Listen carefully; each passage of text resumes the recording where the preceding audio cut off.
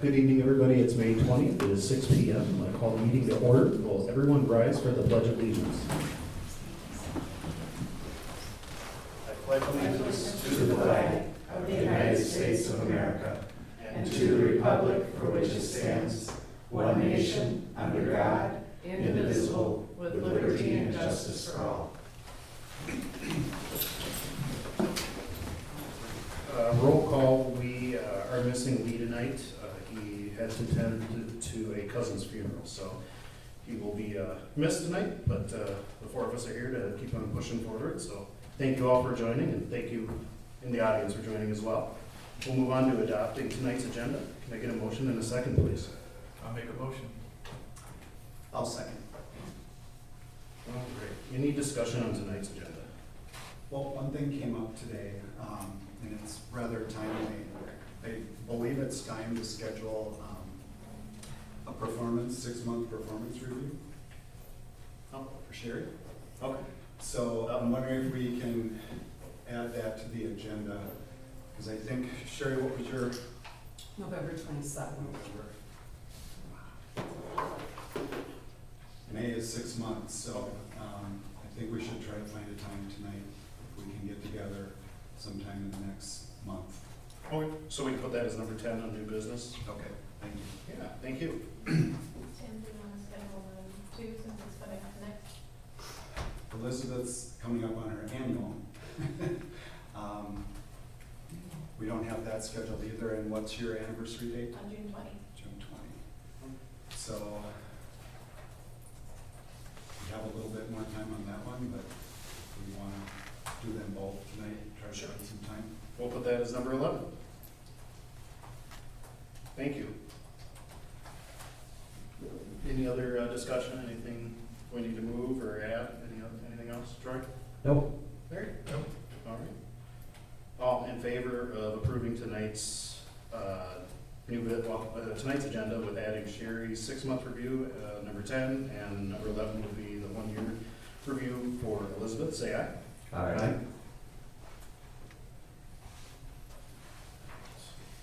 And then adopting the consent agenda. I need a motion and a second. I'll make the motion and second. I'll second. Sure. All right. Any discussion on the consent agenda tonight? Just one little number here in the fund balances. Park fund, account 403, it's still showing a negative $251.06. I don't think anybody knows where that went or what it is. So when it comes to budget time, maybe we should zero that out. Okay. I'll see if Michelle can look into that too. She was out today, so we'll send her an email. Okay. Anything else? I have one question on check number 191925. This is page 14. Just curious, the League of Minnesota Cities 2022 PC insurance dividends. So is that a receipt coming back in from 2022? Must be. Everything from page, I think, 13 and 14 are revenue. I don't know if it's from this year. I assume it would be from last year, but I'm not sure. We can ask Michelle about that. Yeah, it's quite a delay if it's 2022. I can send Michelle an email. Just we'll have her send out an email to the council explaining that. She can look into that tomorrow. Tim? I had one question with Michelle. I stopped up to see Michelle today and she wasn't in, but the first item on page 15, minus $2,500. There are a number of them that are listed as negative numbers, and I don't know why. They are expenses, but the majority, the exception of just 2, I think, are all positive numbers. So I was going to follow up with her, just try to figure out what. Okay. And I didn't go through the list to add them all up to see if that was a credit. Sure. Yeah, I saw that too, and I just wondered if that means that's a credit. The check sequences obviously out of order on that one.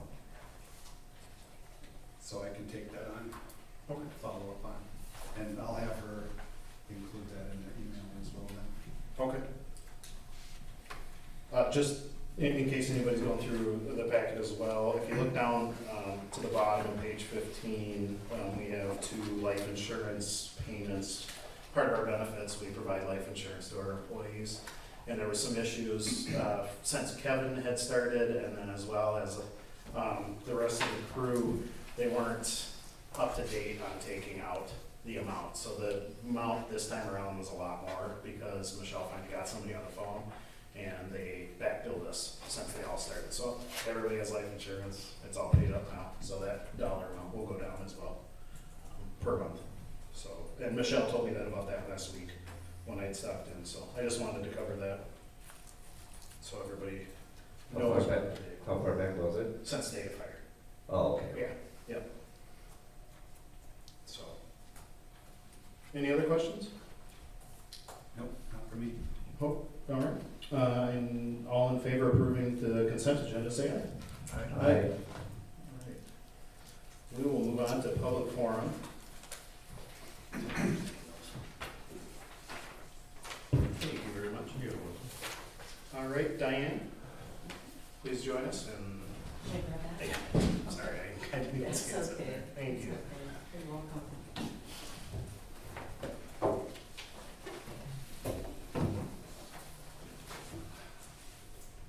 Hi, everyone. I just wanted to give a quick, can you hear me? Yeah. I just wanted to give a quick update on the community garden project and what has transpired with that. The planning committee started talking with Becky Nelson Holden, daughter of Leo and Carol. They live out on County Road 20. They've had a farm there for years. And we met and we started talking about the possibility of putting a community garden there. And they have graciously consented to that. And so we began the project, and we are having an open house this coming Sunday, May 26th, from 1 to 3 at the farm. So come on out. We're going to be sharing information on what a community garden is, what the rules or guidelines are, registration forms. Becky has been in the past for, I think she said 15 or 16 years, a community gardener up in Moorhead, so she's very knowledgeable. She knows a lot about farming and gardening. It's pretty amazing. So we're pretty lucky to have this opportunity come up. So I hope people come out. We got a couple, we got a letter to the editor in the paper and a community event listed. So trying to get the word out about that. And then I just want to say a quick thank you for the crew of people that came down on Saturday for the cleanup day. We had families and business owners, community members, and we got a lot done. And it was definitely a successful, productive day, and we're gonna do it again. So just wanna say shout out to the city, to Paul, Kevin for lining up that recycling. I think there were a lot of people out. My husband drove by and said there's a bunch of trucks lined up, dropping stuff off. So it was a good day. So just wanted to say thanks to them. Okay, thank you. Thank you What to time was the coalition. open house? It's Sorry. from 1 to 3. 1 to 3. 1 to 3, yep. Thank you. Thank you. Thank you to the coalition as well. Oh, yeah. For cleanup day. Yeah, you're welcome. Next, we have Kevin Schuman.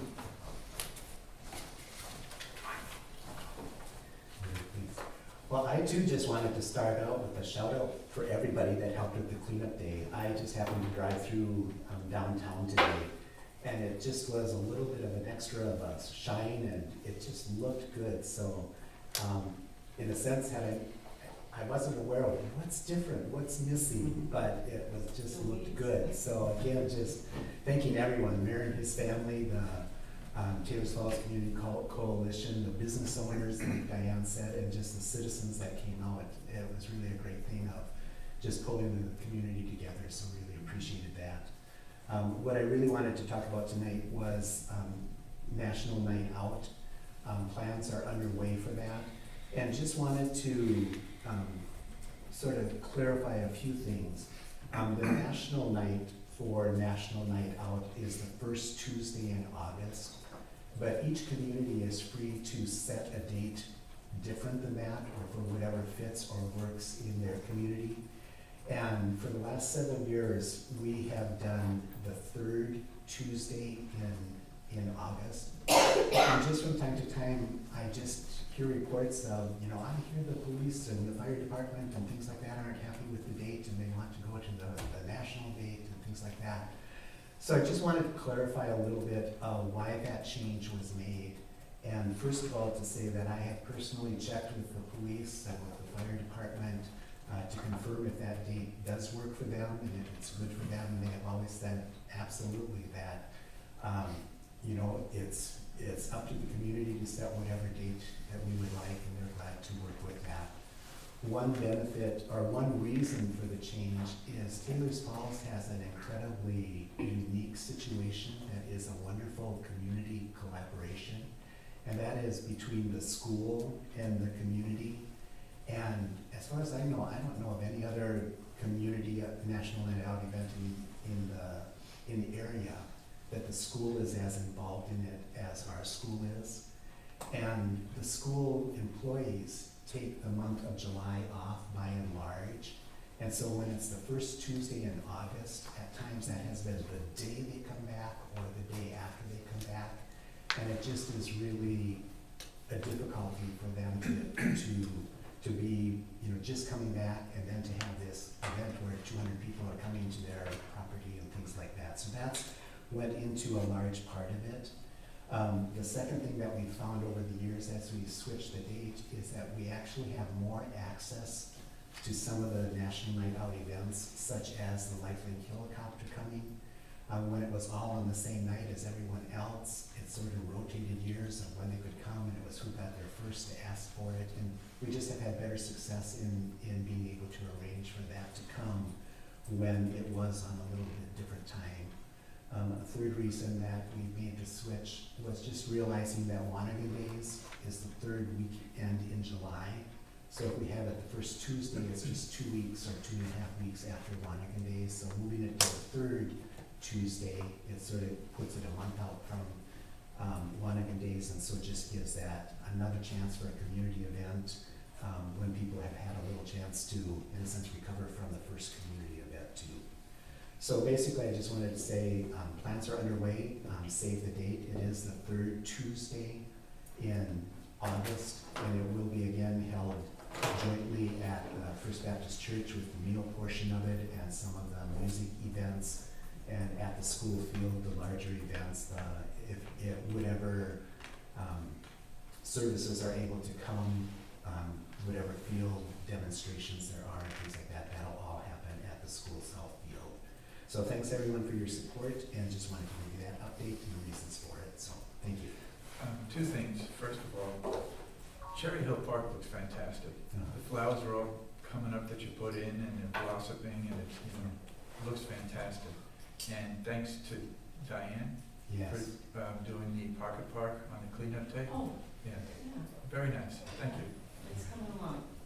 And I guess just one other thing I could mention is that this year, the National Peony Society show and convention is going to be in Minneapolis. I believe it's the first weekend in June. And I'm not involved in that directly, but I am a member of the Minnesota Peony Society. And they're gonna have a volunteer appreciation picnic for those peony members that have helped with the national show. And I'm going to host that here in Taylor's Falls, and we'll planning for a visit to Cherry Hill Park, which the Peony Society has donated to in the past. So Cool. just a fun thing to be able to share that with others and maybe some more interested in helping with that. So Great thanks. by today, lots of buds. Yeah. Yeah, very nice. Thank you, Bill. I was late getting here when I wanted to sign up just for, Yeah, please. can I jump up? Yeah, Okay, okay, like you said. I never tell people that you don't have. Thank you. I was out of town this weekend. I have to ask Denise to help me out on this, but I read an article about water, lead pipes, water supply lines, something about, I think it's either North Branch or it's like one of those cities has been contacted. There's a big federal program to go out to the United States, and the goal And if I'm correct, North Branch Workforce, like one of those two, are sending out information to their citizens to say, we need to just, we need to get a poll, we need to get a number to find out who has lead pipes, who has copper, who has iron. And I'm a heating and air conditioning guy, but they say if you don't know how to figure out what's coming into your house, there's ways to find out. Now, Locust Lane and Briar, we've got copper lines. There's copper lines coming in, so. But I'm gonna guess that somewhere in this town, maybe Angel Hill, might have lead pipes. And there's gonna be this funding available to that, where people can, this would be a major project, to go in and eliminate these pipes and put in new piping. So I don't know, is that on our rate, has the city of Chambers Falls been hearing about this? Yeah, Kevin is on that. Okay. They're working up plans, they're putting together an information packet on it that'll be going out. I'm not sure when, Okay, but sometime soon. okay, We'll have pictures of what a meter looks like mine has a plastic line coming in, how to assess your own, and all kinds of information on that. So yeah, that'll be coming out, I would guess, sometime shortly. Maybe, Next couple of months. yeah. okay, fantastic. All right. Yep. Thank Good you. catch, though. Yeah. Thanks, George. Yep. Would anybody else like to chime in? Todd? No, we're good? Okay, well, thank you, everybody. We're gonna do things a little different. We're gonna start with new business, because we have some speakers here today. So number one on our new business is we're taking a look at health insurance for our employees. And we have Bill joining us from the T group. So Bill would like to come on.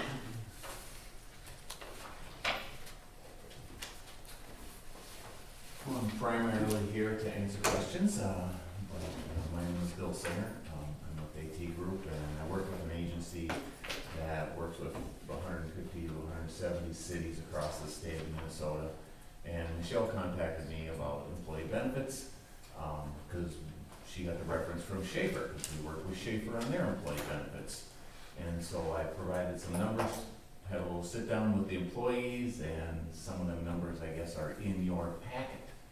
A couple different options that we talked about, probably more numbers than we really wanted to go over, but I think we showed 8 different plans covering 2 different levels of benefits, one gold and one silver, and the numbers are there. You can kind of see what the monthly costs are. The only requirement from the city is that you pay at least a minimum of 50%.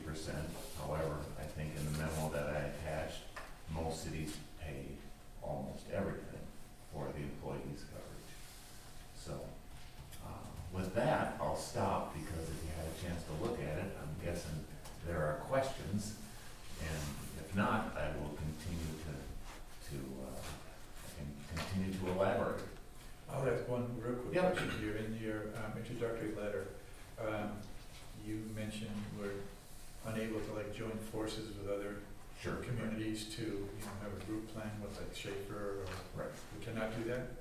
Not unless you have a business arrangement with them, Yeah. which I don't think you do. Plus, it doesn't make any difference until you get over 50. So if you're not over 50, doesn't matter. Okay.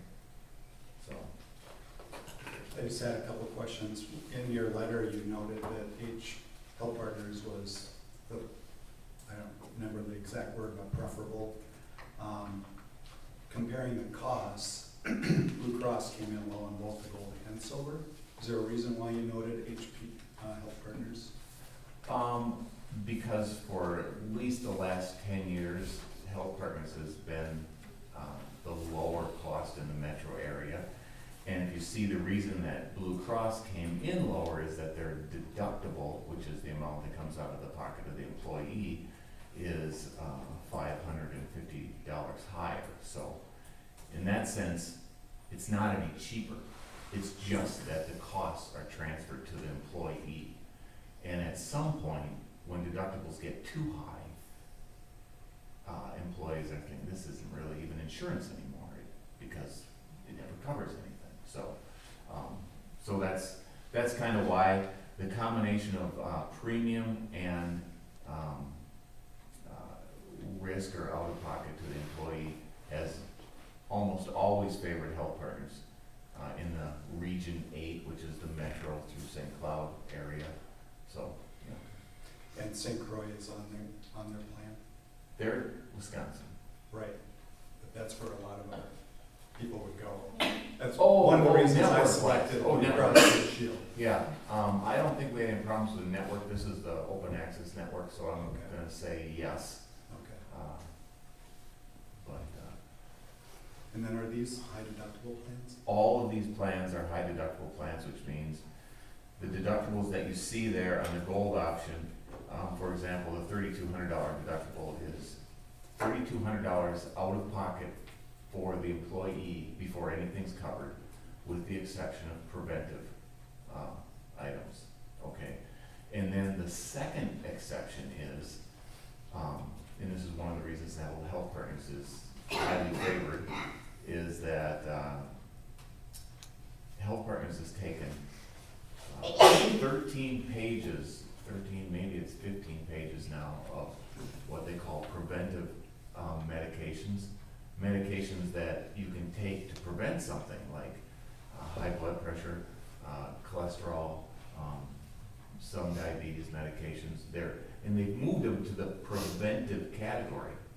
So now those 14 pages of preventive drugs are pre-deductible as well.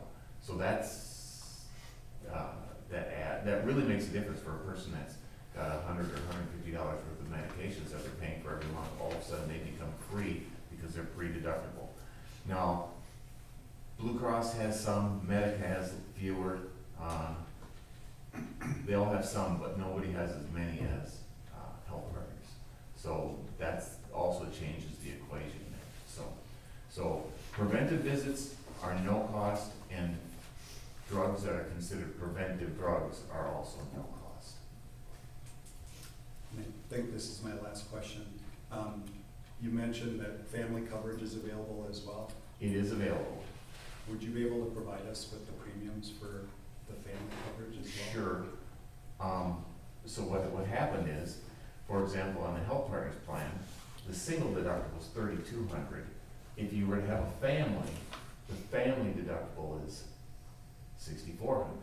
Okay. Now, that's why the Blue Cross plan at a $3,750, now the deductible comes $7,500. And you can see where you obviously can get, it gets out of what people want insurance for. But yes, you'll also notice that all the ages are different and all of the premiums are different. So I can get family premiums, but the premiums for the families are dependent upon how many people and the ages of each family. So I can't get anything unless I have a family configuration. So if you had two people that were 39, instead of 579, or let's say 580, if you had two people at 39, it's gonna be, 1,160? That's how a family would work. So it just, you add the individuals together for a family. And then if you have 3 kids, you're probably gonna pay $350 a kid, something like that. But family is available, so. Okay. So, at this point, the numbers I provided were what I was told would be the most likely enrollment, so. And of course, that also depends on the contribution that comes from the employer, because often, if there's not much contribution, families can go other places to find other options, so. Okay, any other questions? Yeah, got a couple if we can. Like an invigorating discussion about health Okay. insurance. So, in your letter, you mentioned that you work close with 180 public groups, Yeah. including cities, counties, school districts, and public utilities. Tonight you said it's mainly cities. Mainly cities. Okay, so that's mainly what it is. Yeah. Is you work with other cities. The health insurance option, the Health Partners, it's been popular, most attractive for about 10 years. How long has AI or AT been working with them? Oh, 30, Okay, yeah. So- Since the day I started, yeah. okay. It's just Health Partners has changed, it's become the more popular one for the reasons that you mentioned.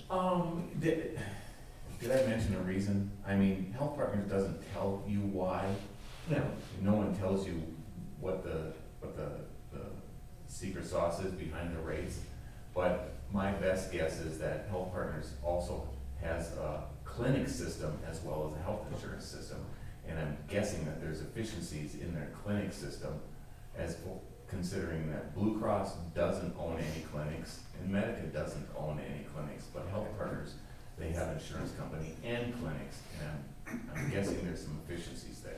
And that's where their advantage comes from. There's an, that's Right, no, that's that just makes what sense I'm to me, guessing. that's the way Yeah. things seem to be working, right? Yeah, so, Under pre-tax contributions, you mentioned,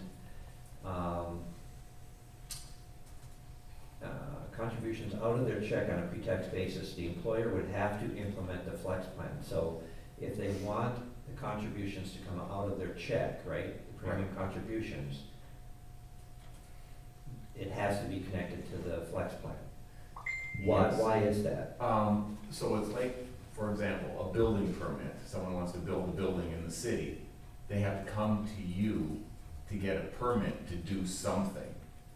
You also have to have a permit to pull premiums out of an employee's check on a pre-tax basis per the government's rules, the federal government's rules.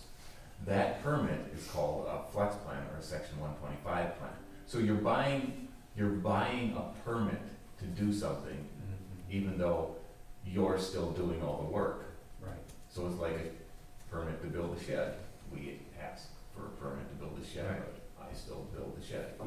So yes, so that's, in the pre-tax portion of the premium would only be the portion that the employee has to pay.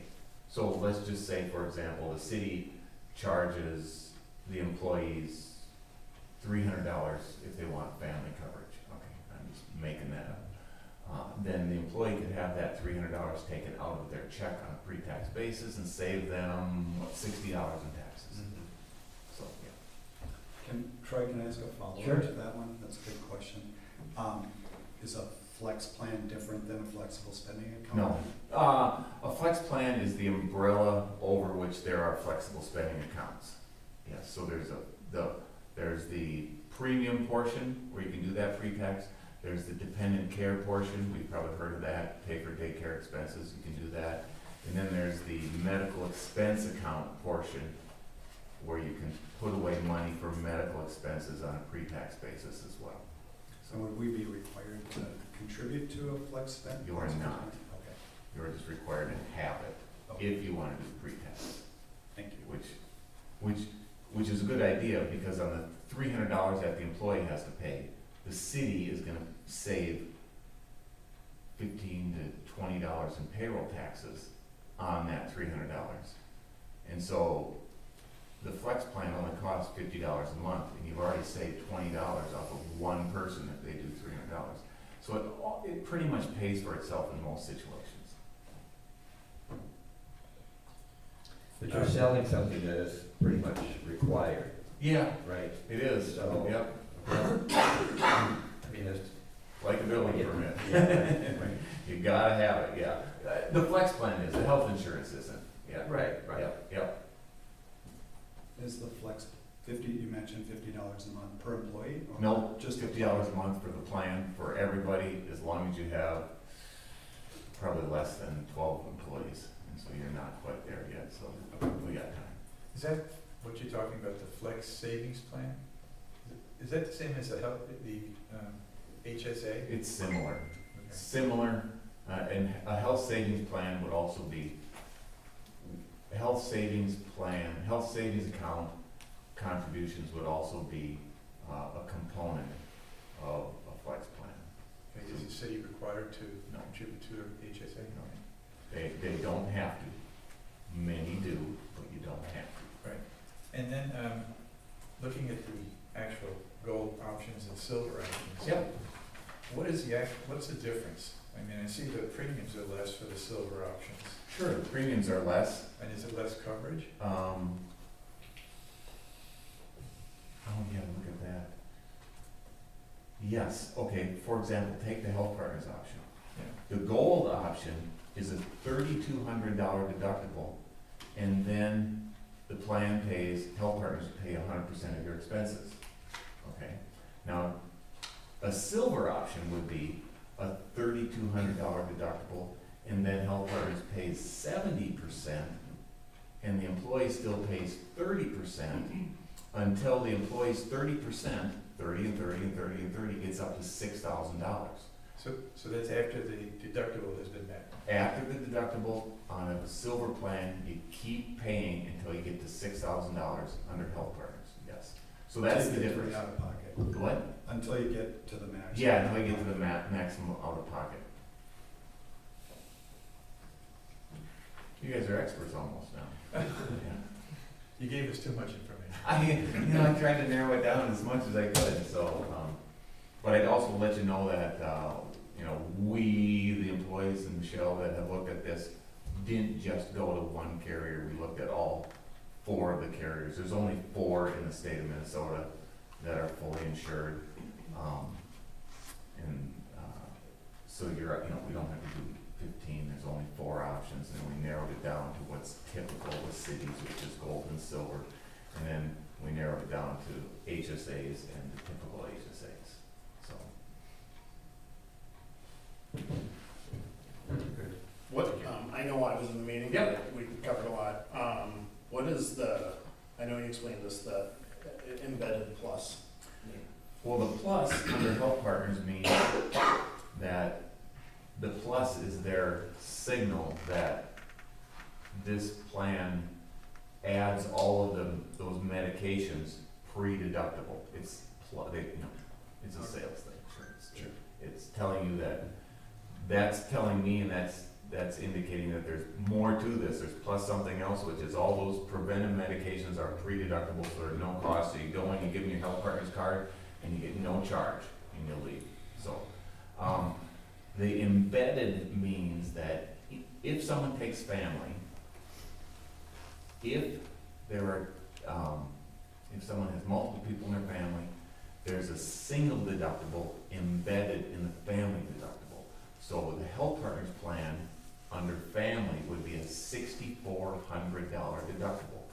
But if I was the guy in the family with health partners and I ran my 4-wheeler into a tree and broke both my legs, I wouldn't have to satisfy the whole $6,400 deductible. There's a single deductible of $3,200 embedded inside of the family deductible, so I only have to go to $3,200 before my claims as one person within the family are covered now at 100%. So the embedded means there's a single deductible embedded in the family deductible. That's not the case with every plan that's out there, but those are the ones we're showing here, embedded, so. They're all embedded? They are, yes. Okay. They're all embedded, meaning what? All the plans here reflect a plan design that has a single deductible embedded in the. Whether it's Medica, Blue Cross? Yes. Okay, because it only shows that on No. health partners. The health partner is the only one that includes it in their name. That's why it's in there. So Medica doesn't call it the embedded plan. Okay. They just put the numbers out there, yeah. How do you determine who is the designated single? It would be me and my wife and my kids. It doesn't matter if it was my kid that ran into the tree and broke both of his legs, then he's also got a single deductible. And my wife would have a single deductible, and then I would have a single deductible, all within that family deductible. And then once we got to the total of $6,400, then the families met their deductible.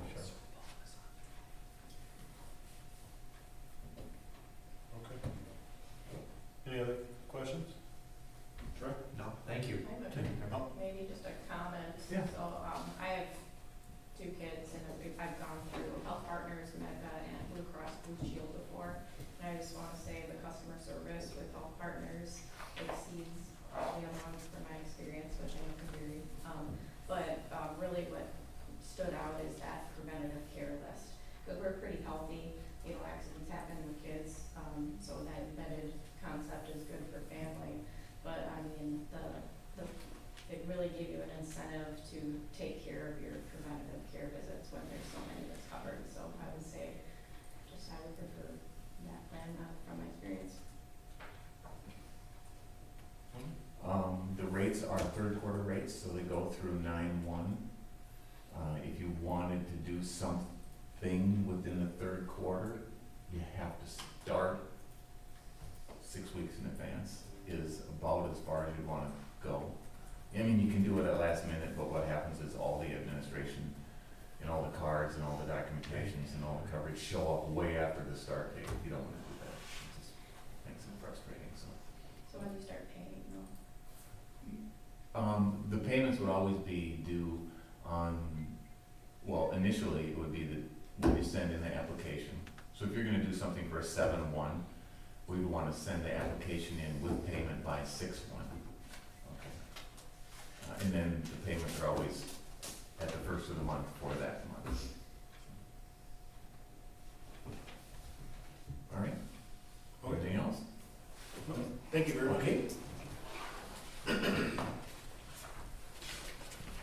well, we got a lot to think about, so if we have other questions, just send them to Sherry and we can send them to Bill, and we'll be in touch. Yep. Okay, All right, thank you very thanks. much for coming, I appreciate it. Alright, next on new business is the request to move forward with the grant applications and bids for a generator for fire hall. I think that's good, Would it cover the whole would building? encompass the entire building. Okay, so our entire city hall, okay.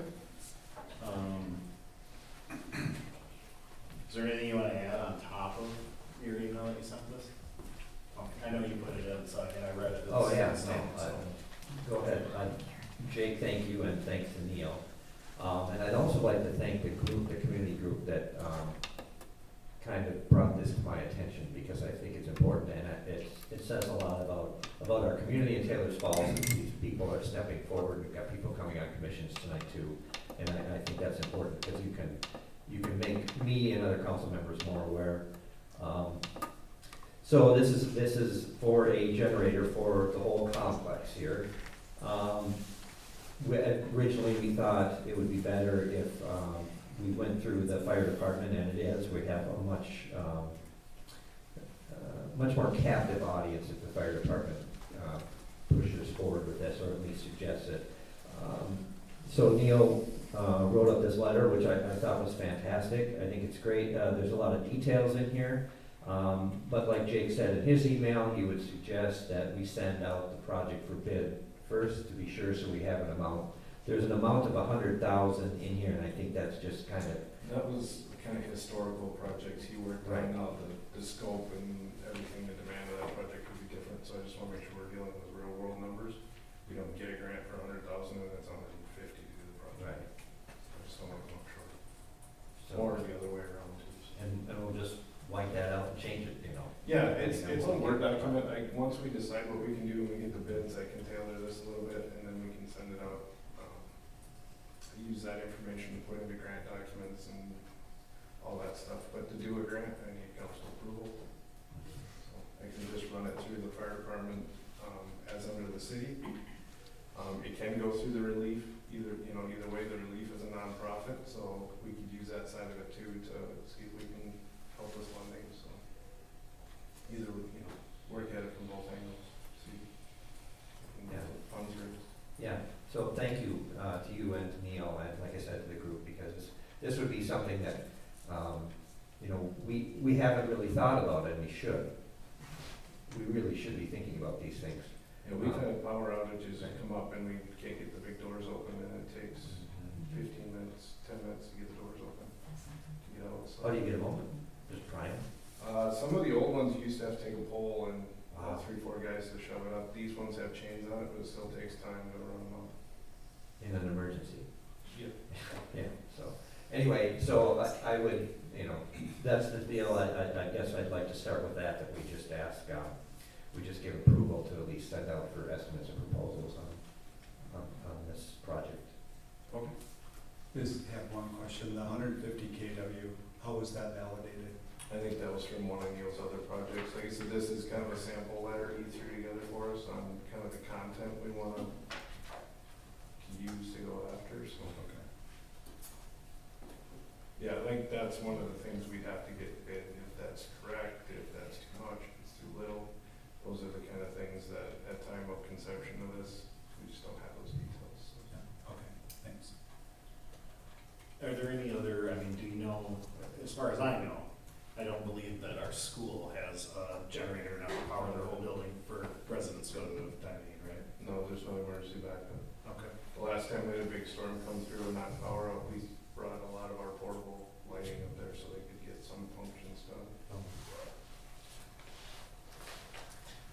Well, I need a motion in a second for us to approve the bid.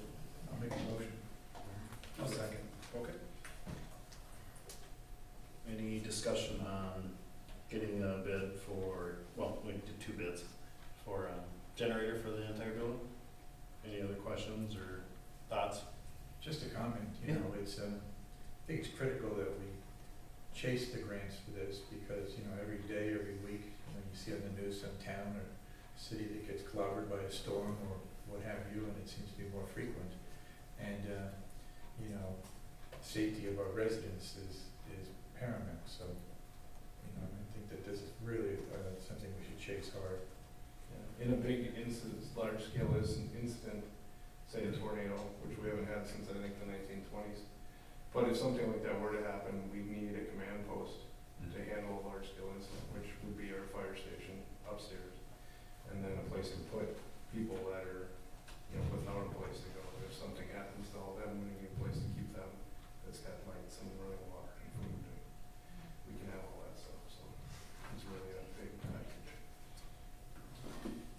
So FEMA doesn't give these grants out anymore, is that what They you used read? to, they don't so much anymore. Actually, Neil said he hasn't got one. If he applied for one, he wouldn't get it. Okay. And this is what he does, is write federal grants. So. Is he familiar with, or are you familiar with any other sources of grants? Yeah, there's some grants out there, Otto Bremer Trust. You can do a lot of just get these letters out to local, you know, businesses, communities, groups, and stuff like that, and see if we can fundraise that way, which is kind of an avenue that would be, there's a lot more have to go after. But as far as there's grants that we can run to. Did Neil give you a date when FEMA stopped? I mean, He said, he mentioned a few years, but okay. yeah, it's been a while. Now, if I wanted to go after a portable generator, I think that's a great one. Right. On-site is Well, we can work through, I'm guessing, the league and do an RFP. So we'll work on that. Yeah, I'm just wondering if we have to go to the extent of a bid, or as compared to just getting estimates, because this should be fully engineered. If we're gonna put something in, it should be fully engineered, and I don't think we wanna spend that money up front. So if we could get a somewhat apples to apples estimate, not a bid, wouldn't hold them to it, but just let them know that we're pursuing other funding avenues. Wouldn't take them very long, just an estimate to check it. Yeah, I like that. That'll be faster than going through the regular process. Can we increase the number of bids by doing that, do you think? Well, Could we get, once we figure out our funding source, we can put it to the open market and get proposals on it. There are a number of firms who do it. So you just need a ballpark to do your letter, and then we can get more of an idea of. It's gonna be a longer term project, trying to get all the data together that we're gonna need and then submit it, wait for hear back. Sometimes it's 6 months, sometimes it's a quarter, sometimes it's a year, depending on the grant. I can volunteer Kevin to help look into it, get some utility information, from a fiscal plan perspective, and I can help too. I'm very familiar with those working in healthcare. Sure. Okay. Any other questions? Okay. Well, let's go ahead and vote to approve getting multiple bids for the generator project. All in favor, say aye. Aye. Thank you. Yep, thank you all. Yes, thank you. Next on the agenda is approving the bingo application for the Lions. I'm guessing this is for Lion Days. Yeah. I'll need a motion and a second. I'll make a motion that we approve Kim Whitmer for the Lions Club for the Wannigan weekend. And that's, okay. Any questions? Just on the application. Yep. It says, has your organization held a bingo event in the current calendar year? Checked off no. That should be changed. Should be this. The date's even there. Yeah. Good catch. Any other questions? So who's going to be kind of coordinating it? Well, this is the Park and Rec's annual bingo fundraiser. And we have a functioning Park and Rec Commission. So there'll be 5 of us available to come and help and run the show. And we also have 4 residents that have volunteered to come and help us. So we're in good shape on that. Good. Sure. It's nice to have a full commission. Yeah, it is. I don't want to jinx it. Any other questions? Nope. Okay. Well, let's go ahead and vote to approve the gambling license. All in favor, say aye. Aye. All right. Next on the agenda would be the acceptance of the EDC Commission resignations of Wade Vitalis and Brett Lincoln.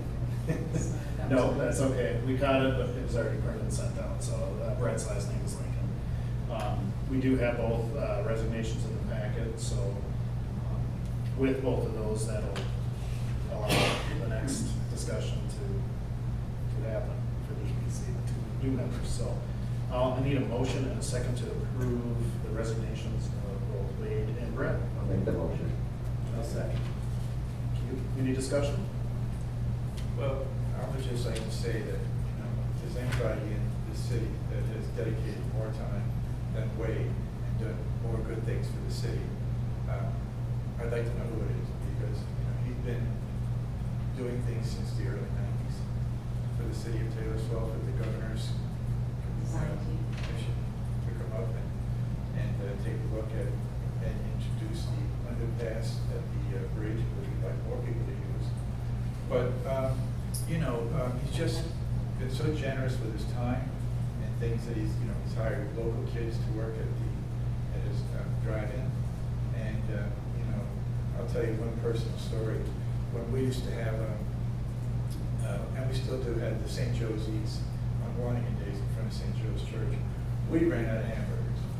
And so I sent one of the kids down to the drive-in with $50 to ask Wade if he would give us, sell us a box of hamburgers. And the kid came back with the hamburgers and the $50.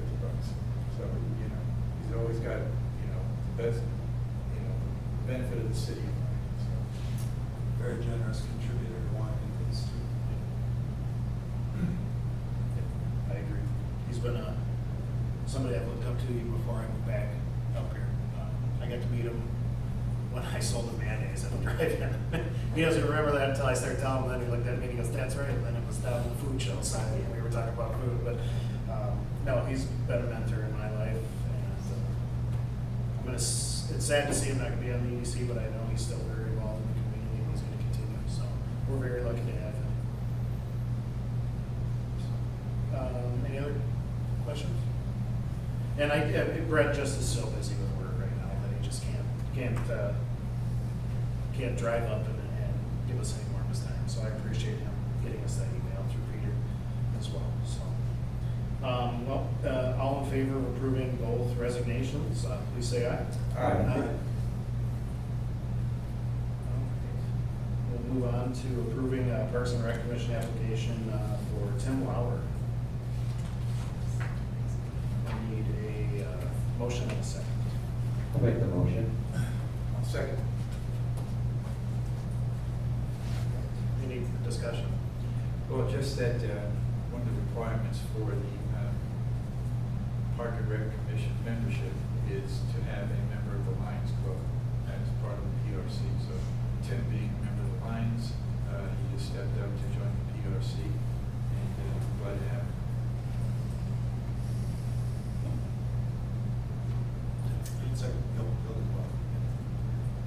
I'll take the opportunity to thank Tim, because he helped me out years ago when I was doing a lighting festival bingo. He came through and he does represent the Lions really well, because these guys are in our community and they're working hard, and they do the hard work, and Tim's a leader in that group, so I think he's gonna be a great addition. He's a good neighbor, too. All right, all in favor of approving Tim to join the Parks and Rec, say aye. Aye. All right, thank you. Next, we will move on to the employee equity report approval for submission. Sherry put this on there. Basically, it's a very blank information that we sent to the state, but she needs our approval to go ahead and send it to the state. So I'll need a motion and a second for us to approve that. I'll make the motion. I'll second. Any discussion? Yeah, it's good that it's boring, right? Right? That's a good thing. And I think we should recognize that. I think this council should recognize that, that we don't have a disparity in pay.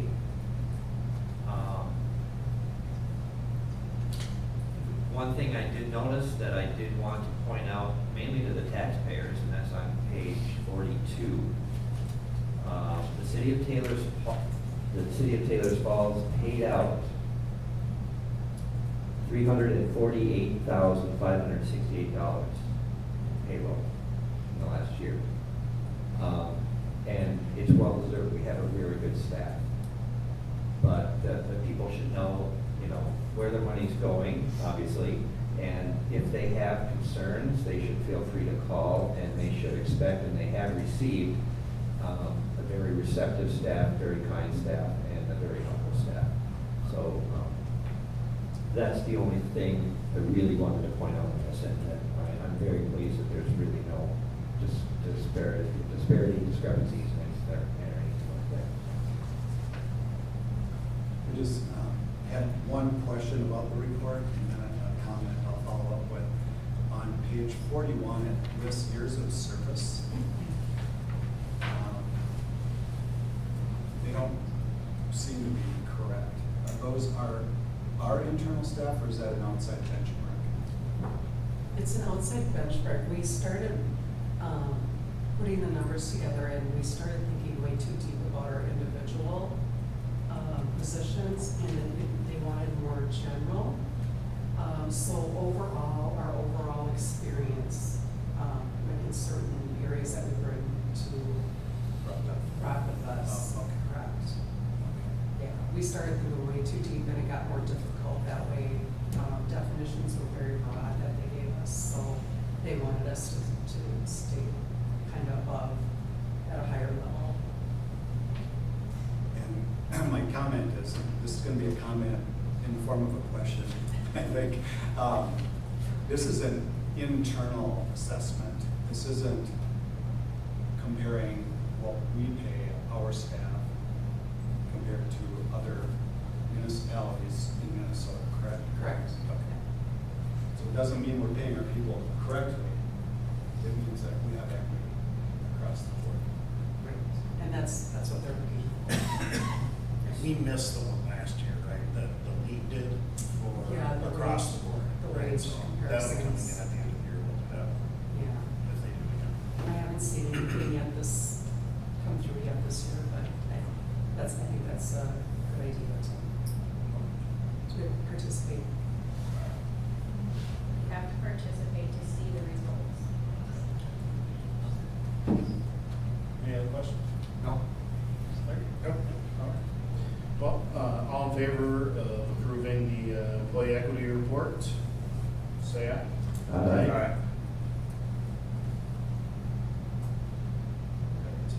Next would be, number 7 is approving the contracting bid for the retaining wall down in the city, the right of way near the Chisago House, the back of the parking lot and the side of the Chisago House is city owned. It's our retaining wall that's falling apart.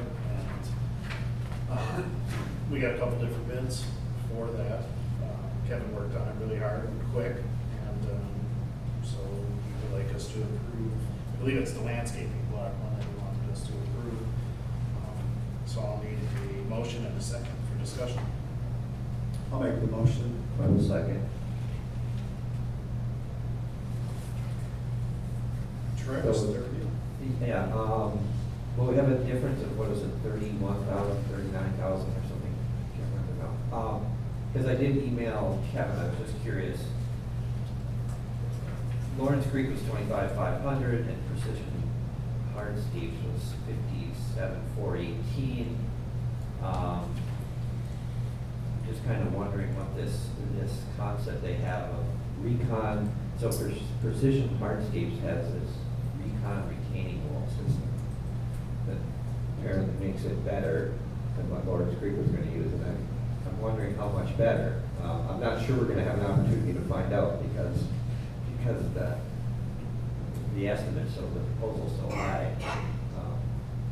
So I have declined, obviously, to agree with Kevin on Lawrence Creek doing this.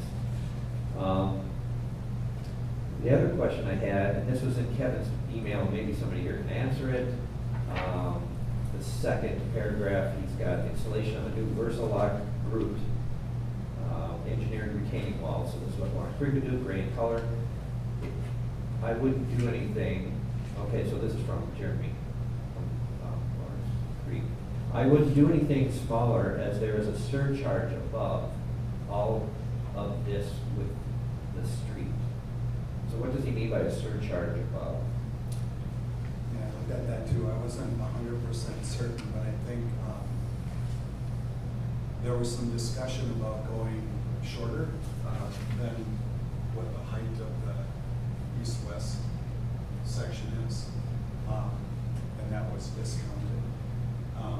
So to go the full height of that wall is the kind of surcharge, I think. So for that less, he's gonna charge us more because no matter what, we're gonna pay for the full wall if we, that would be a surcharge. I don't think it's monetary. I think it's a terrain, yeah. It's like, there could be a potential propensity for a surcharge of water going over that area of land or something like that. It's the integrity of the wall. Okay. And it kind of goes hand in hand with your first question. First one, I just got some estimates on it, and in talking with Kevin, I suggested we at least validate it with Bolton and May. This has already failed once, it probably wasn't engineered at that point in time. So he did, and they validated that this low proposal will work as far as from the engineering perspective. So I don't know what the difference, why there's almost 100% difference in cost. It could be that the one company thought, well, we're really busy and they want to give it to us, we'll just make extra money because that's the way things work. You don't really need to work. I don't know that's the case, but it's pretty typical. So from an engineering and public works perspective, they're comfortable with Lawrence Creek. This is similar to the retaining wall down by the underpass, like towards the roads, right? The brick, the stacked, That was poured. was it? I think that's poured. Okay. This is interlocking. One thing about this too, since Lee's not here, he did call me and chimed in on this, and he was kind of excited because we've had a lot of people asking for a public restroom, like a full-time public restroom instead of a porta potty downtown. He said at the end of that retaining wall, that we have plenty of room, he thinks, we have to look into this, but I told him I'd bring it up, that we can build a restroom. Yeah, so if you look on the GIS, Yes. that is actually city property. So we say in the future that would be, it would look nice, we could put a bathroom, and that, in the long run, would probably save the, having a week leak for everybody. So. Okay. Any other questions on either of the proposals? I have a question, but I'd just like to comment that, Lawrence Creek has done a lot of work around the city for us, they're reliable. I think there's a lot to be said about local cities too. I agree. And he hasn't won that. So, which is good too. Keeps him on his toes. On that note with, using local vendors, I'm just curious, with Bolton and Maple, they approved the wall specs, is that part of their contract, or is that an additional payment we make to Bolton and Maple? I don't know for certain. I can find that out. Yeah, thank you. I want to lean that this part of everything, but that's a good question. Speaking of Bolton Bank, just since we're on the topic, I did speak to Ryan in their office. This is off topic, but it's that we're talking about them when they were here at our town hall last month, and it didn't go so well. They apologize immensely, and they will not be billing us for any of that at all. The city won't pay for that. And then for the remainder of the year, our new go-to person at Bolton will still be at our Jake's hourly rate for the rest of the year, even though he has more experience. So they did contact me and apologize. They're still in it for the long term, and so, but I want to share that with you guys because it wasn't in an email format, so there's no way I could tell you all. So, thank you. So the only other question would be, this is unbudgeted. Yeah. So where do we want to pull it from?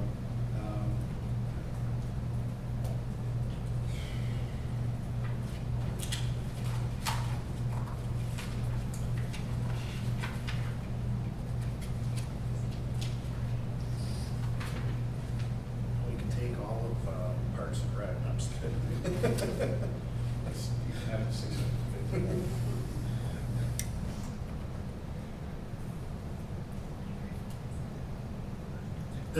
This got brought up too because Chisago House brought it to our attention that it was caving in on their parking lot, and they are going to be redoing. As soon as we get this done, they're going to redo their parking lot. So they're kind of waiting, and they do want to block the entrance out onto. They want to keep it so it's a one-way. So we thought we owned that section, and then Kevin found the pins, and we don't. So he gets to deal with that portion because we were going to do the whole wall all the way to the building. Right. We don't have to do that. So since you mentioned that, Mayor, Yeah. right now, their current parking lot, that corner of it is in city property. So I don't know if you've seen the GIS on that. So if they're gonna redo it, that might be something we wanna have a discussion with them about, how we wanna work that out. I think there's 3 parking spots that are Yeah, ours. it's at least 2.5 or something. Yeah.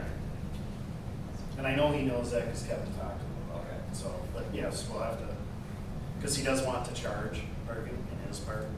So he already hired a company that's gonna do an app, a mobile app, where you can charge parking. I'm not speaking on his behalf, he told me this. You can ask him if you get a chance, but that was what his vision is for his spots.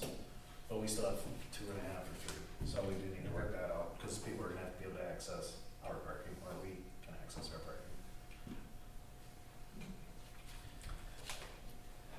We do have funds in the street improvements. Ostensibly, the retaining wall is there to hold the road up. Yeah. So that's one spot that we could pull it from. It's not general fund, which is also beneficial. That is Fund 650, street improvements. We budgeted $80,000 in additional levy amounts as part of our 2024 budget. So I've got a current balance for that fund of $79.45 Yep, so on the fund balances. Yep, so on sometime in June, we'll get our first payment from the county, which will increase that. And we'll get half of that 80, so we'll get $40,000 in June. And then we'll get the remainder in, I believe, November. And the 40K is the total, or what would go? 80,000 is the total. Okay. We get 2 payments, so half in, I believe, June and half in November. What about that, 22.8 in the charitable gambling fund? Is that accessible? No, that's pretty much a restricted fund. That's used for like kids and different certain stuff like Yeah. that, right? Yeah, you can fund community events, kids' things. I think we did like, in past years, the old council used that for the bikes, and then we used it last year for all the backpacks and school supplies we got. We talked about using some of the funds to help augment some of the costs for Wannaga Days. Yep. So that would be my recommendation. It doesn't help our street improvement fund, but, Do we have any other, planned, what's the rest of the year look like for planned streets? well, that's up for debate. Okay. We have to get a handle on our general fund budget, I think, a little better before we can commit to anything.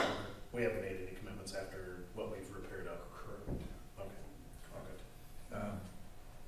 good. Do we know what caused it to collapse? Just aged out? I Was there a don't storm? know, I would guess, age, the initial, construction methodology, and then probably years of, drainage. Okay, I because don't think there's any, what am I trying to say? Drain tile, which is included in, the proposal. there's some money here in the stormwater utility fund. That'd be a stretch. I think from an auditing perspective. What is in the right of way? So we have to get in for streets. Yeah. Okay. Yeah, the street improvements looks like, Yeah. When that money gets Confusing in, me. we can move forward with it. it does look like Jeremy did point out on that sentence about the surcharge above of this, with the street, et cetera, he said this may have had something to do with why the old wall failed over time, so, It's too short. yeah. Okay. All right. So will you, all in favor, go ahead with the street fund? Yep. Okay. Any other questions? All right, let's go ahead and vote for approving the bid for the city right-of-way retaining wall behind the Chisago House, going with, Lawrence Creek Contracting and funding it using Fund 650-10100. All say aye. Aye. Aye. Any opposed?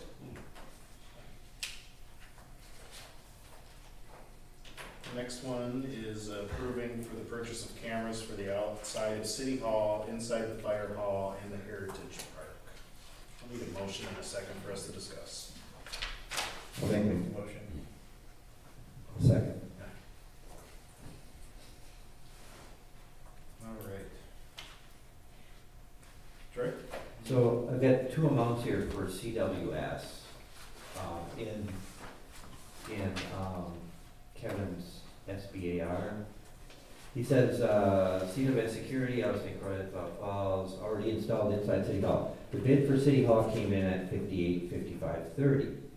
And then later he says, City Hall 8-channel recorder due to having more than 8 cameras total on the estimated new camera system for City Hall at a total of $24,4536. So is that in addition to the $58,55? So the 5855 is for the municipal building, and the 2445 is for Heritage Park. Okay, But you also have to add the 6980 for the Heritage Park for the electrical and low voltage. So the Heritage Park total would be 9425, and the City Hall would be the 5855.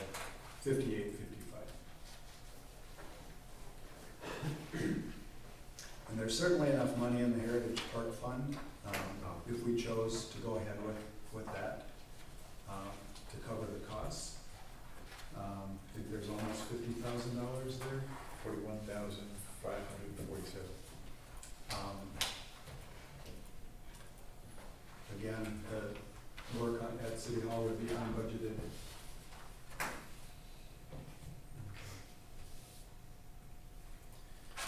Well, we do have the locks in place.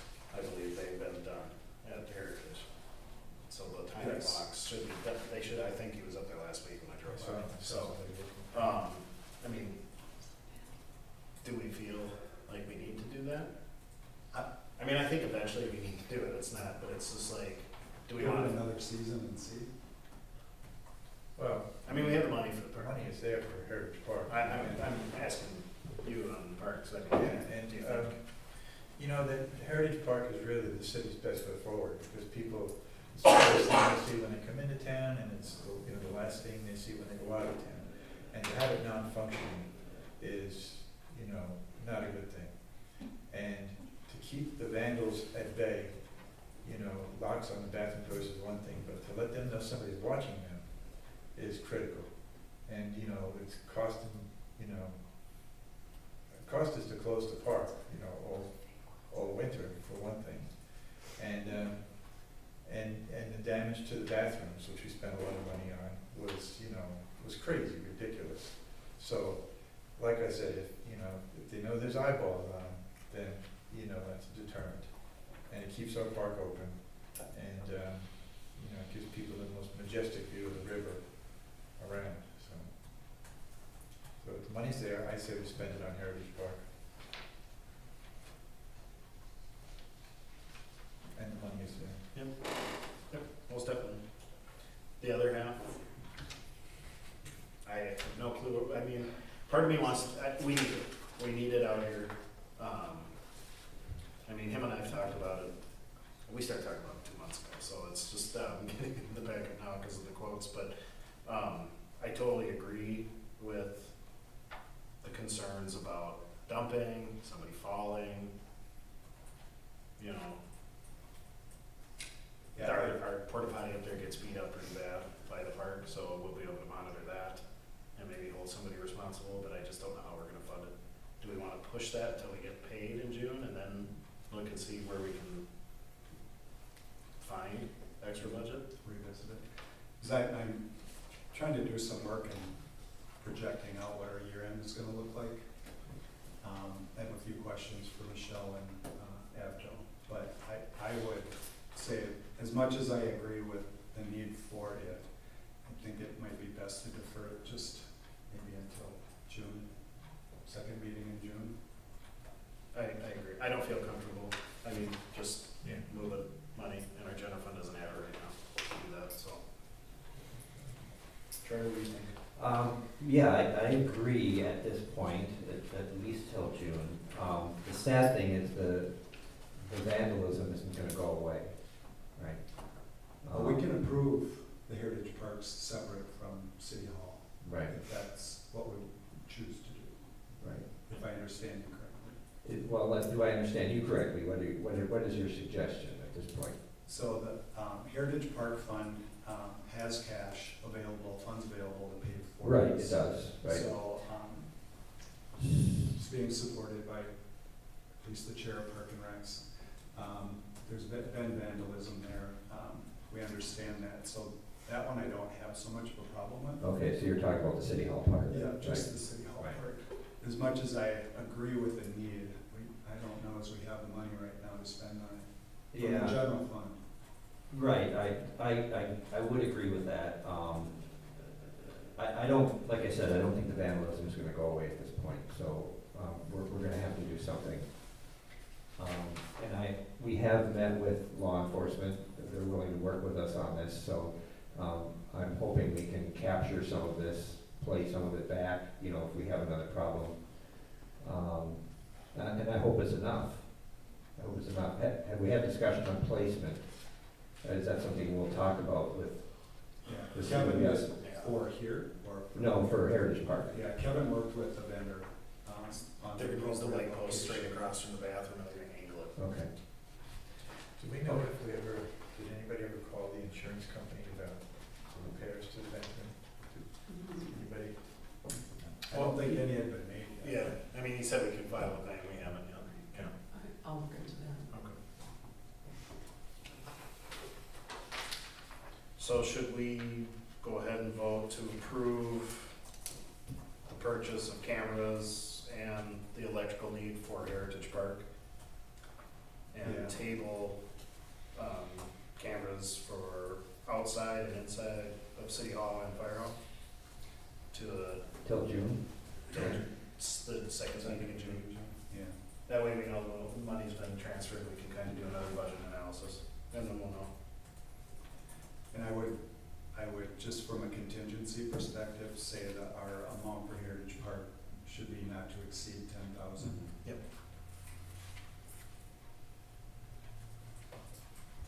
Okay. So, let's vote for the approval and purchase not to exceed $10,000 for the cameras and electrical installation of the cameras for Heritage Park at this time, and we will table the cameras for the outside of City Hall and the inside of the Fire Hall until the second meeting in June. And just for notes, the Heritage Park Fund is 409. All in favor, say aye. Aye. Opposed? All right. Thank you very much. Next will be number 9 on the agenda is discussion for Hirsch Ironworks, a request to install the stormwater runoff pond on city property. Elizabeth put that in, so you can fill us in a little more. Sure, I had a memorandum here, but essentially, Mr. Hirsch had called and asked if the city would consider putting a stormwater pond on the outlet B of the city property to the north. To maximize the space he has to work with on his own lot. You know, they're growing, they're getting a lot on one lot. And it's a lot of impervious surface, and his engineer said they need more than the stormwater pond that is existing there. So I told him I'd bring it to council. Kevin and I had a discussion though, and you can see on my memorandum, I don't know if you want me to go through those, or if I'm sure you guys have already read them, but there's plenty of reasons for denial. Mr. Hirsch, did you read those? No. Okay, so I'll read them out, just a few, so you know, because my recommendation is actually denial of the request, because Outlet B was designated by the city to be reserved for the future sewer pond expansion. It has also been, that location specifically has been approved by the state of Minnesota for the sewer pond. The city does not own the adjacent land around the sewer ponds for further expansion besides Outlet B. Therefore, we recommend reserving the full area of the Outlet B for the maximum expansion for purposes of long-term planning. So there's plenty of space now, but in the event we need to put another pond in, there's multiple factors to consider there. Is there a setback from that stormwater pond to the sewer pond? That's an unknown at this point. We believe Mr. Hirsch has not exhausted all other stormwater options at this point in time.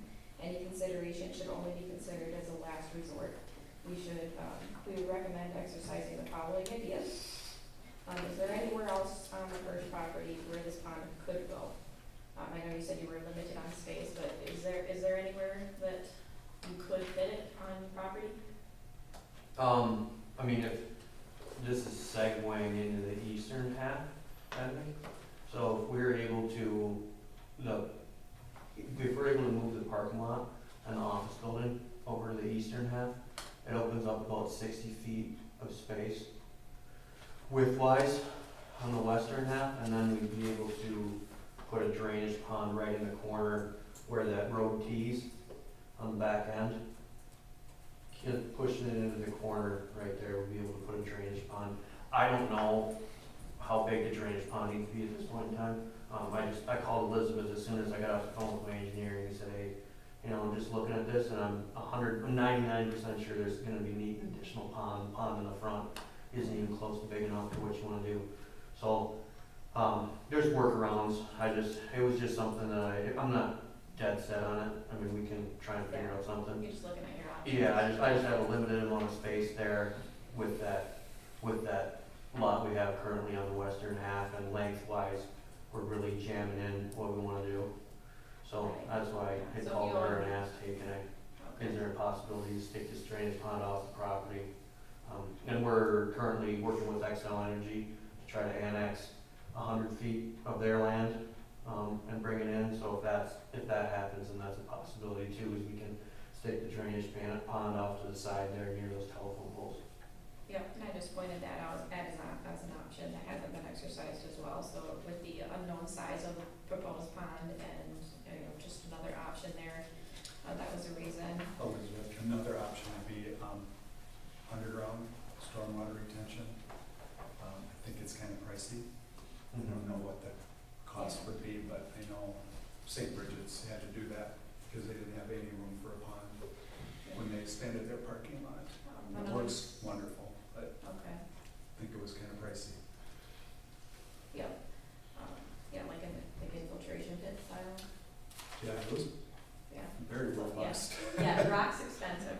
Yeah. But that would be another option. Another probably expensive option would be, I don't know where the stormwater infrastructure is, but can we hook them up to the city stormwater infrastructure? So that's something that hasn't been looked at yet as an option. I don't think we have any about the crest of the hill. Yeah, just easements from other adjacent property owners would be an option as well. Yeah, so Yeah. just unknown, so our recommendation is denial at this point. Thank you, That's all. thank you. Any questions for Elizabeth? I got a couple, I guess. On lot B, well, the first one, you said the business park is designed by the city to be reserved for future sewer pond expansion. So what is a scenario where we would need that? I remember talking to Kevin, he said our existing sewer ponds are pretty well established for and for the future. So I'm just wondering, in what scenario do you envision that we would need an additional sewer pond? Yeah, and it'd be good if Evan was here to really answer that, but it's my understanding that, yeah, they are established for what we have right now, but there's potential if we had growth, that it could trigger the need for more.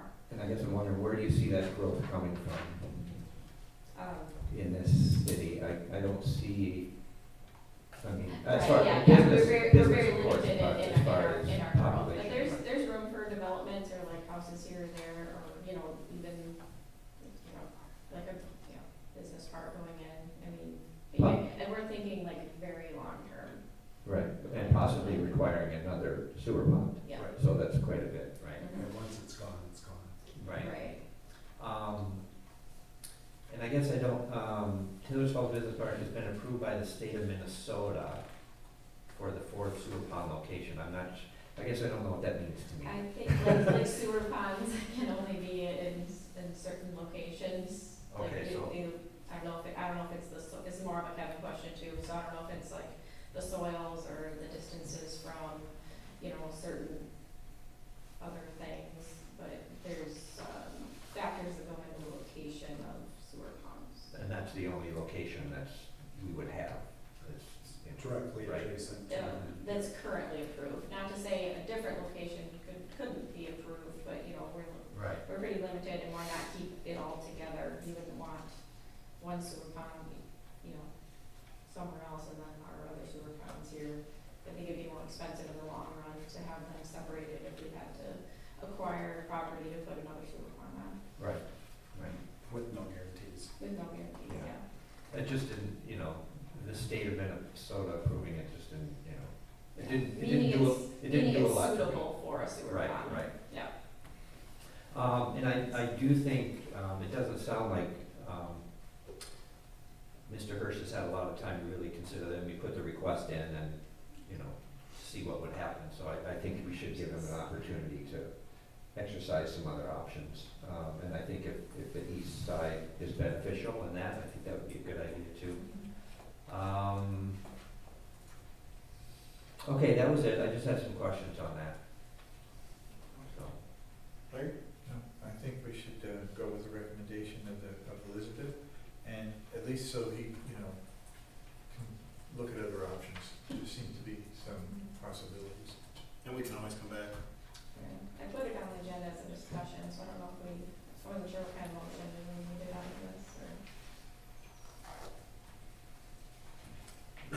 Well, I think we it's should asking for, vote to support staff's recommendation. so I'll need a motion in a second to support staff's recommendation. I'll make a motion that we accept staff's recommendation to not approve the location of any water retention, stormwater retention on city property. I have a second. Any further discussion? Nope. All in favor, say aye. Aye. All right. Moving on is number 10, Sherry's 6-month review. So we need to look at our calendars.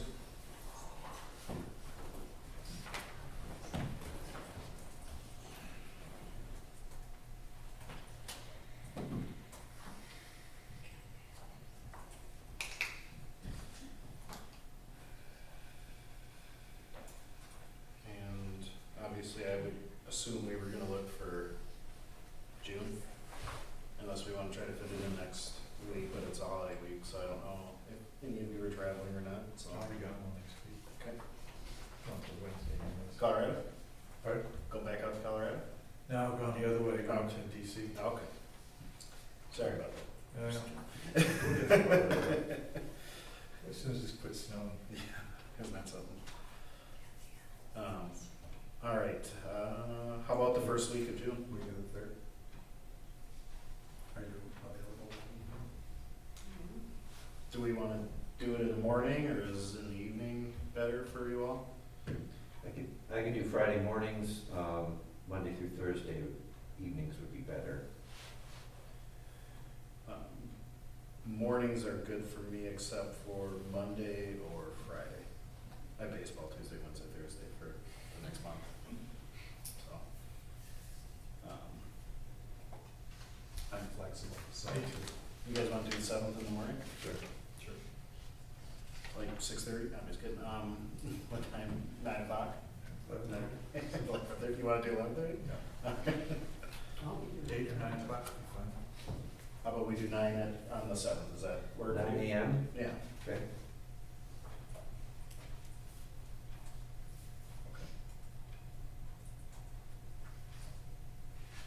All right, Sherry, and then you have to decide whether you want it open or not, and then if you do want it open, we need to post it. Post it closed if you want it closed.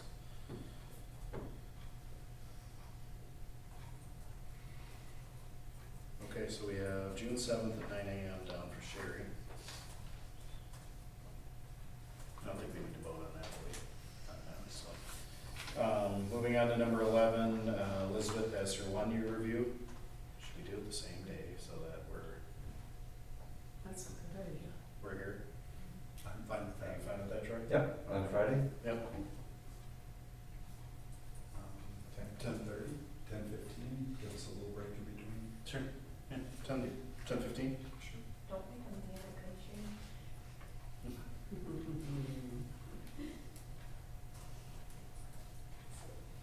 All right.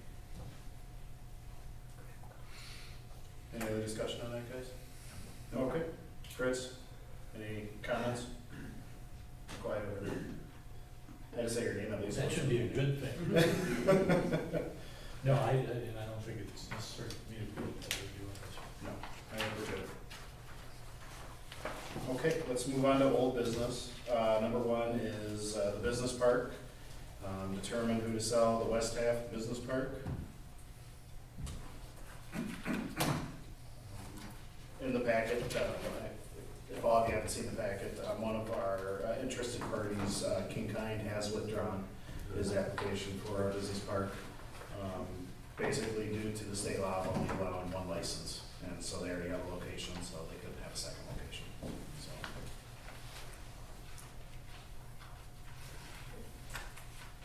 Elizabeth, do you wanna add anything? I believe we only have one proposal. Yeah, so, the Hirsch companies are interested in the entire half of the business, park. I think that's really the only change. We haven't received the actual tax estimates, like the sheet that we filled out for the other half. So we'd like to see that, before actual approval. And I haven't heard from the other candidates that were interested before. I left them some voicemails, reached out via email, and I just haven't heard back from them. So, you guys can, decide to, wait and see if they're interested still, or if you wanna bring Mike Brady back into it, or go ahead and, go with the Hirsch's plan. I got a couple of comments. First of all, did we open this up for discussion? We should do a motion. Okay, so I'll make that motion. I'll second that. Thank you, guys. Troy. First of all, on Sean's email, it was a very nice letter. I thought it was fantastic. My thanks to him as a council member for coming forward and all the proposals that came forward. I think in combination with Sean's, I got challenged as a council member. I had to make some difficult decisions and really do some thinking about my role as a council member, my constituents, and the people in the city about the future of our city and our community. And a lot of that was because of Sean's proposal going forward. And those are tough decisions that I value, because I think we all grow when we have to make difficult decisions like that. So my appreciation to Sean for coming forward. Thank you. Thanks to Joel for being here tonight, and the other proposals that came forward. Now, since Joel is here, did you want to speak on anything? Yeah, I can speak on the proposal for the entirety of the industrial park, if you like. Sure, yeah, that'd be great. Please Okay. come on up, yeah, please join us.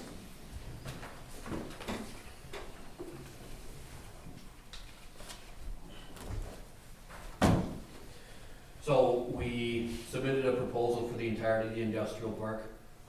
We submitted that kind of after we found out King Kine had rescinded their proposal.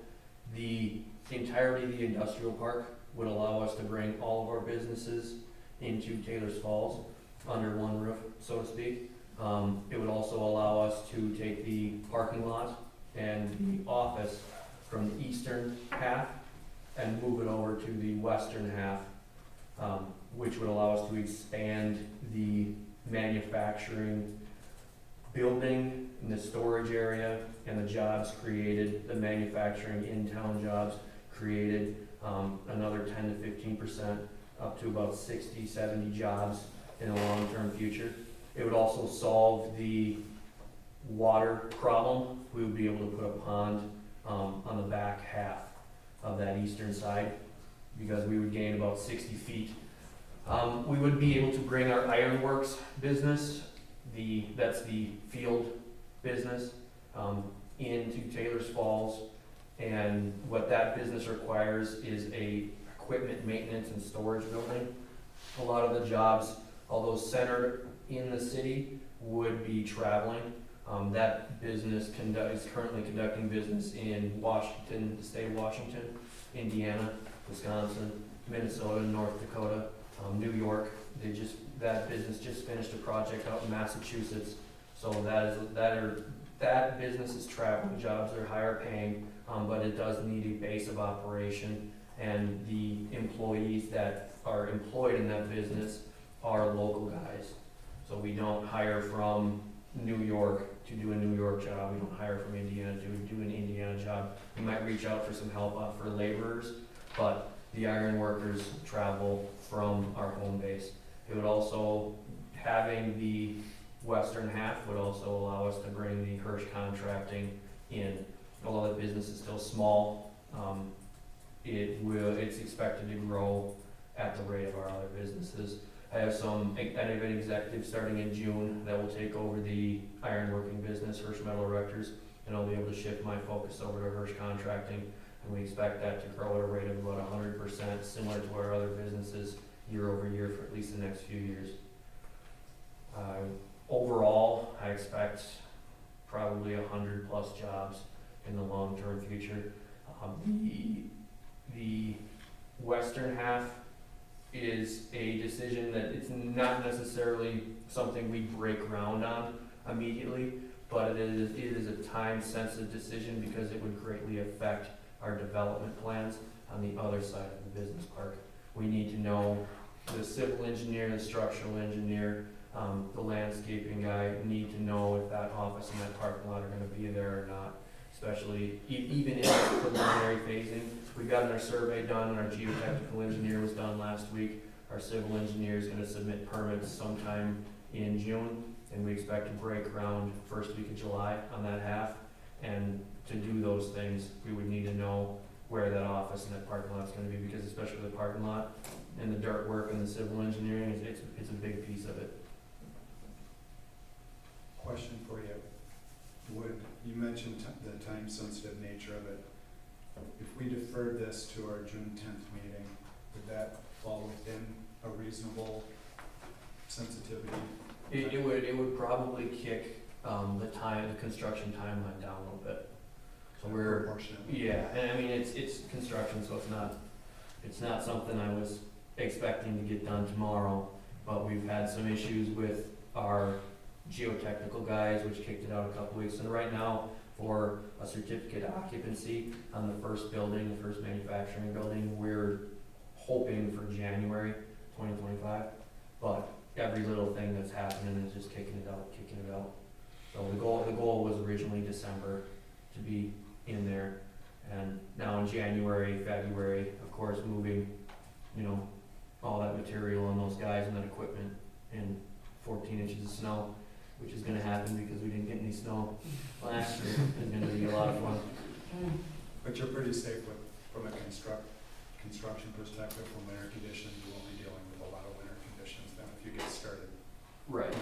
Yeah, we need to get started earlier. We wanna be in, right now our timeline has us enclosed sometime in September, October.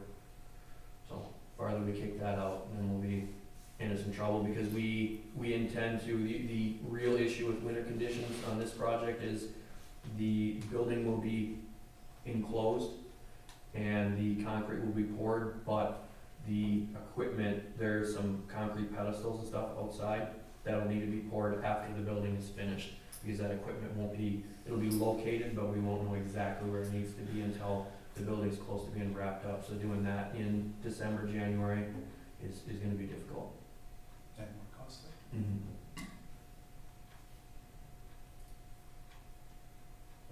The reason I asked was, it would be beneficial for me, I'll speak for myself, to see the same information we got from the county on the proposed taxes, and before we made a decision. How long does that usually take? That was, Days, I thought, but I don't think it took a I week. think it was like less than a week, yeah. So if we voted on something tonight, contingent on getting that, can we do a contingent on that? We don't know what it's gonna look like. I mean, what are we gonna contingent to? Right. And I don't know how that would work. It's information, it's a piece of information we don't have. Yeah. I mean, I guess we can push, since we don't have multiple candidates, so like, today was supposed to be kind of like, who are you approving? So maybe we could just go forward with, pushing it to the next meeting with the actual approval and having the documents drafted just like we did before, which should be easier now because we've already drafted some. If you guys are leaning towards approval, I'd say we can,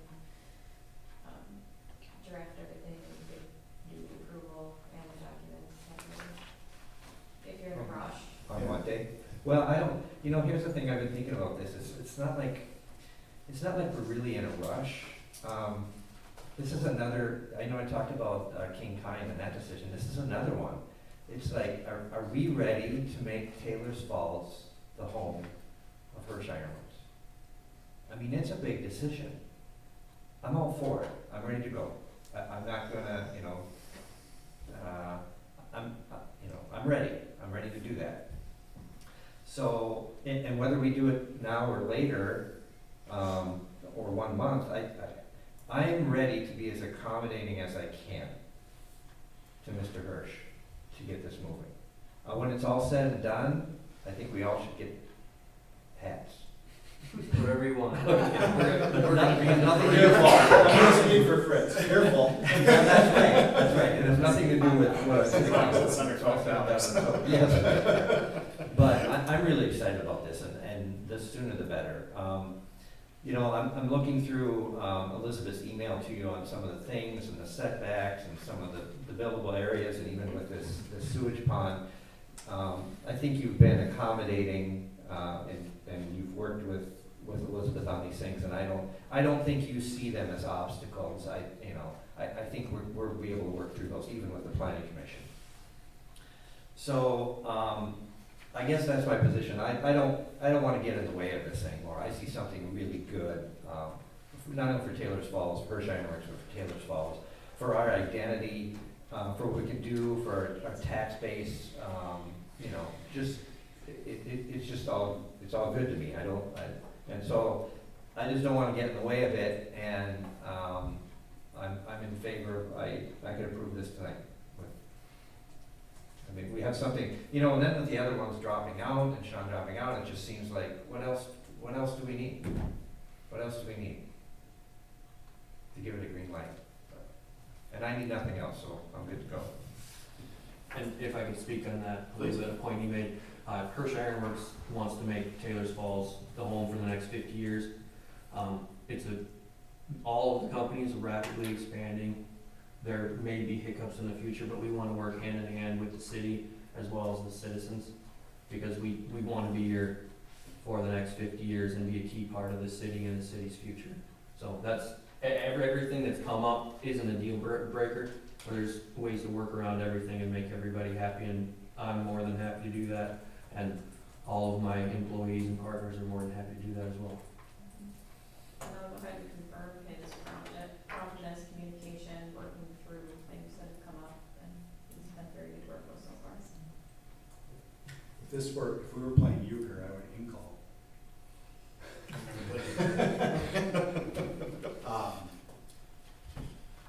So, from a zoning perspective, from a legal perspective, have we done our due diligence thus far Thus far, sure.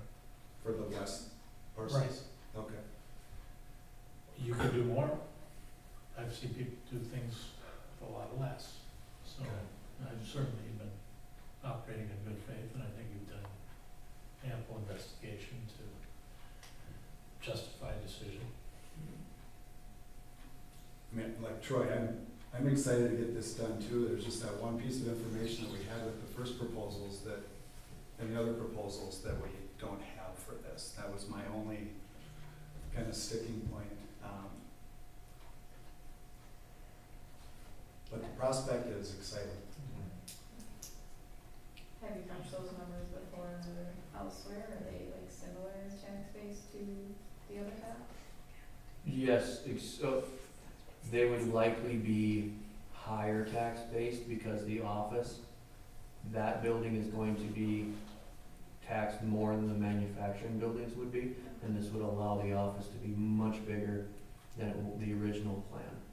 So I see long-term, I see the tax base being much higher relatively. And I want to be upfront, the game plan is race to the finish, get the certificate of occupancy on that first phase of the manufacturing building over there. So we're gonna do some surveying and some geotechnical and some planning and stuff, but we're not breaking ground on that half. We get our occupancy and our manufacturing started on the first half of the park.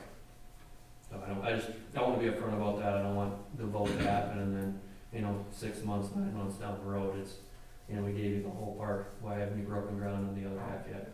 We're gonna phase it. Well, it seems like everything's changing if we vote, it's gonna look way different. I look at it as everything happens for a reason, and for whatever reason, the other two didn't show up, an interest, maybe things changed in their business world, and that happens, and every day it changes, and then King Kind gave us a very nice letter, like you said, makes sense why he can't, so. I'm not gonna be here on June, whether we vote tonight or not, doesn't matter. I mean, I'm excited for Hirsch to join Taylor's Falls in its entirety. I have no problem with that, and I guess, I agree with you, it'd be nice to see the tax base numbers on it, but versus it being empty, I guess, no matter what, we're gonna grow. I mean, it doesn't scare me, it's just, it would be nice to see it, but Well, we could I make can write a wonderful letter if you want, and you can read it if I'm not here, but, I'm all for it. I'm in favor of going forward with this as well. I mean, the park sat there empty for so long, and now we have a great opportunity to make it something that we can be proud of, and you can be proud of, and, make a little money along the way. So I think it's great. I think it's a great fit. And we'd still have to approve the final sale document, correct? Yep. So we have that protection, if you will. And we'd have that information by the time we get to, whether it's Stephen, we sign the papers at, middle of June or whatever. Right. So tonight we could approve moving forward contingent upon the fact that we agree on the final purchase agreement and conditions. That would give you some time to do a different site planning exercise. Yeah, I'm good with that. The other thing I'd like to say from staff memo regarding the setbacks, there's some, I don't know if they're significant or not, they're pretty standard setback requirements, I would imagine, but one of my questions was on the west parcel, or I'm sorry, on the east parcel that's already been agreed upon. The east and the north sides of that section, there's no development there and there never will be. Is it possible, would variances to go to a 10-foot setback instead of a 20-foot setback provide any benefit to? He'd have to apply for the variance and go through the variance process. So I mean, you really have to look for a reason to have a variance. Like we can exercise it if we need it when that time comes, but I can't guarantee it's like really easy. Right, yeah. Because the variance process has changed. I don't know, Fritz, if you've gone through the criteria, but, yeah. We can't just say. It's not just a, I mean, there's some defined things you have to go through.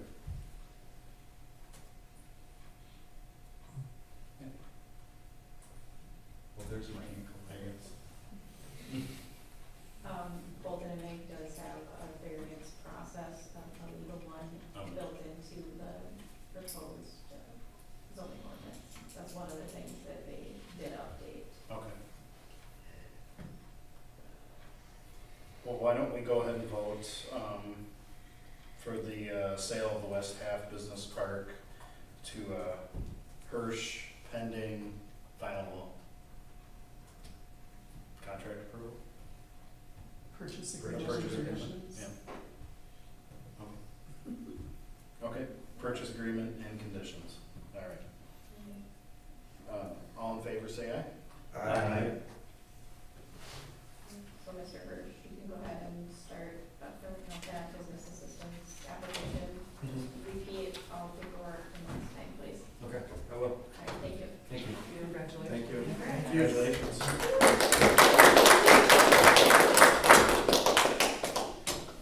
Number 2 on old business is downtown bulletin board discussion. I threw this on here. I had a number of individuals in the community reach out.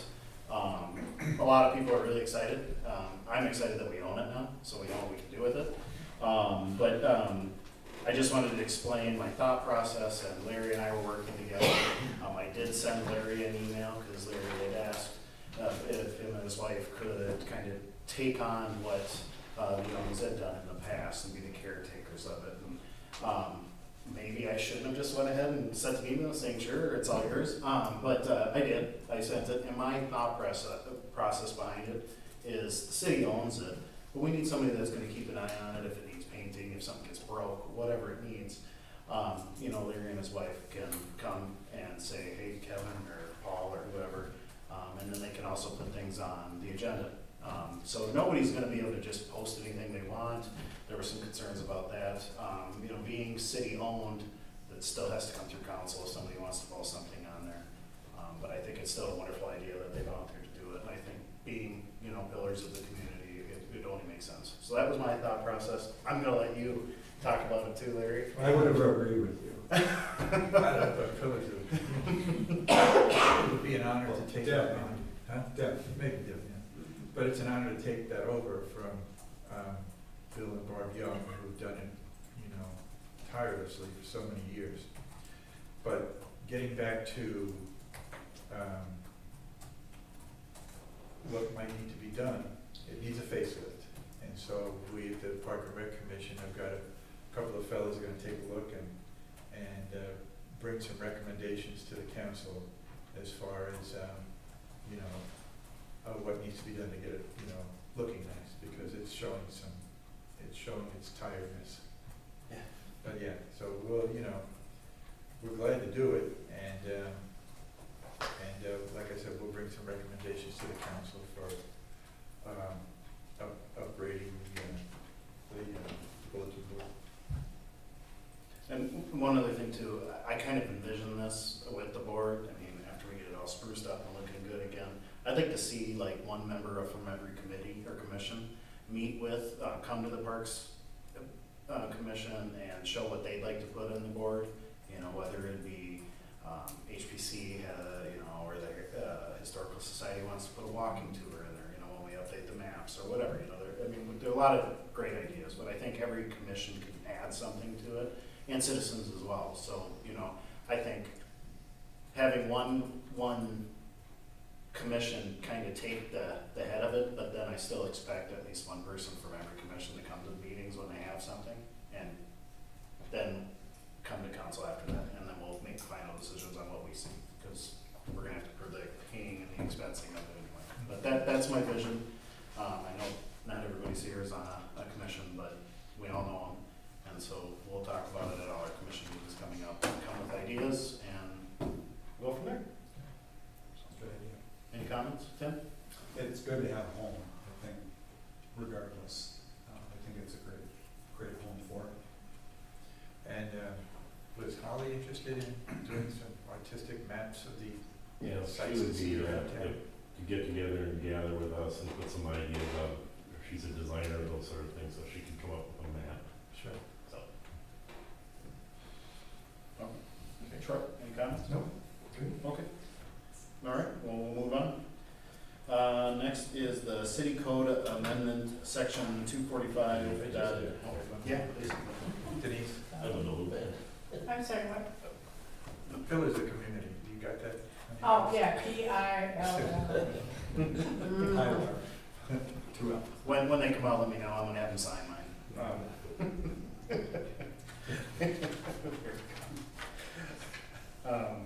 All right, city code amendment, sorry. Section 245.03 subdivision 1 for the economic development committee membership. Let's put that in the packet. And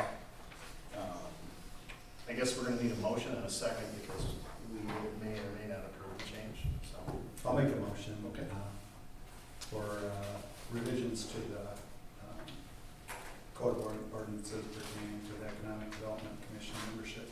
And I'll second. Thank you. All right, it's in the packet, the changes that were made. They're kind of ahead of it. All our commissions have this, it's all almost the same, but it's worded a little different for each one. So they met, I was there with Diane, and they changed it from 25%, 50%, like we already talked as a council. So they did do that with the hopes that, you know, in the future, we're just gonna make it so it's easier to fill the commissions. And this would allow our applicants that are up next to be able to be approved. Technically, they could be approved anyway though, currently, because they were, the other two members that resigned were already non-residents, right, without changing. But there's only two, after those two resign, there's only two left, so currently only one would be able to. I get you, until it's full. Yep. I don't count. We need one. More than full.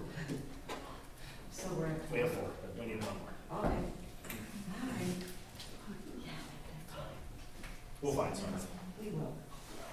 So, thank you. Yeah. I never think about that. I just think it's full, but it's not. And the higher you make that percent, the easier it's gonna be to get some more people, Right. because that will be up to another business owner, so, we just kind of threw 50% out there, and you can change it. Tim? So I support this.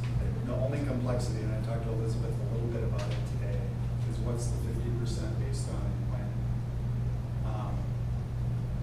The minimum number of commission members is 6, so it could be 3, right?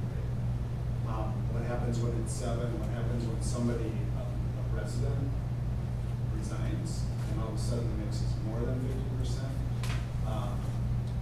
I think I understand what the intent is. I have an issue. I don't know if there's a different way it can be worded.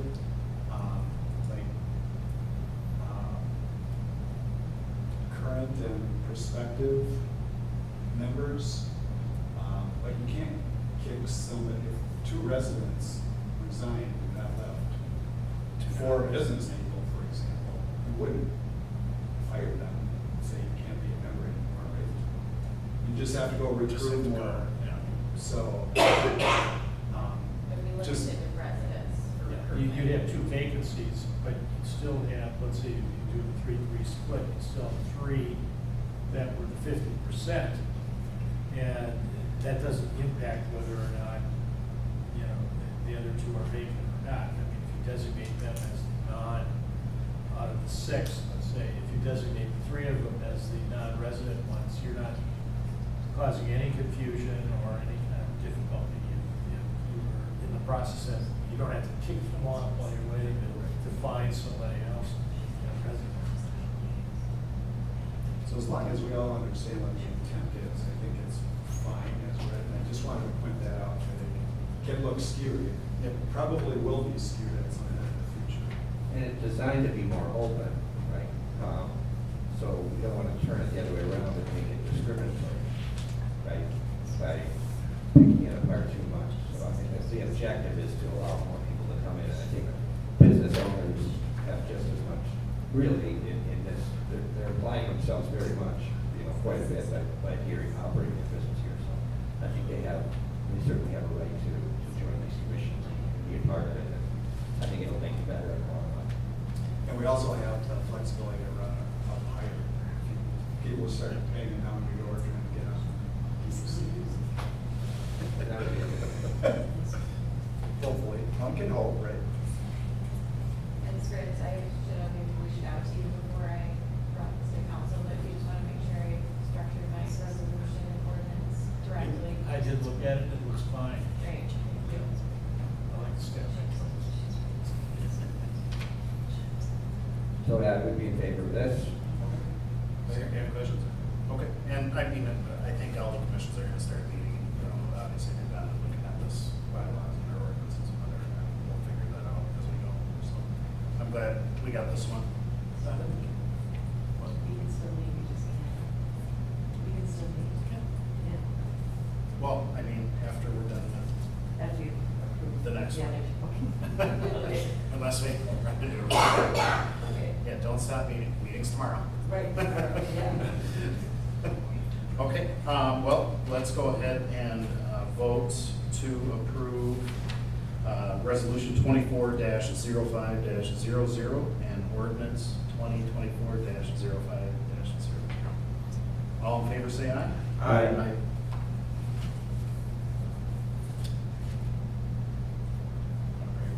Moving on to number 4, review and approve Economic Development Commission applications for Buck Duncan and Peter Vitalis. We kind of preliminary approved them when we last spoke, but we had what we just voted on as a roadblock, as well as we needed to get the resignations of the 2 members set. So I'll need a motion and a second to approve these 2 applicants. I'll make the motion. I'll second. All right. Any discussion? Well, one comment, I think it's great continuity to have Peter come on as Wade steps up. I agree. Well, the comment is thanks to both of them for stepping up, getting involved. I think they're valuable, both of them are coming from, you know, different businesses, but they're excited for Taylor's Falls to grow. I know they were, they watched our last meeting, they sat in a room with us. They have good ideas, and I've gotten to meet with both of them, so I'm excited for both of them. Two great applicants, so, yeah, agree. All right, I have a oh, comment. please. Because when is the next EDC meeting? Tomorrow. Okay, so technically, since this isn't gonna be published until Thursday, the 30th. So, I guess they can't really be members until the 30th then, right? Anyways, don't make Legality, don't make any good decisions. Well, I mean, you Can they have a workshop tomorrow and not have? yeah, I mean, as long as they're not doing any official business, that should be. No big setting on stuff. You can't vote on anything, we're Okay, in we'll council. still need, And I won't be at that one, Oh, just to right. remember, we have baseball, so. yeah. After June, I'll be back on, so if you do move it, just let me know, otherwise. I think Mondays we decided. Okay. Mondays are for you. Okay, yep, Mondays at yep. 6, okay. Yep. So just, let me know, Okay. next is when we set the date. All right, anything else? Good? You all right? Good? Okay. Fritz, good? I'm a stingy rule follower. All right, all in favor of approving both Buck and Peter, say aye. Aye. All right, and, oh, I put number 5 on there just because I'm trying to stay on whole business and remind myself that we need to still do some things. Follow-up discussion on the audio and video for this room. We did get a $1,500 credit back from our friends over in Forest Lake. They came back and picked up some of the equipment that we purchased in the past. They bought it back as used, even though it had never been used, that's their company policy, but we did get some money back.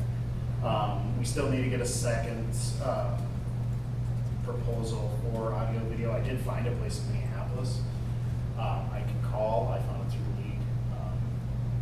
I've just been kind of apprehensive just because I'd rather have somebody up here do it. Because coming from Minneapolis, I just assume it's gonna be a lot more.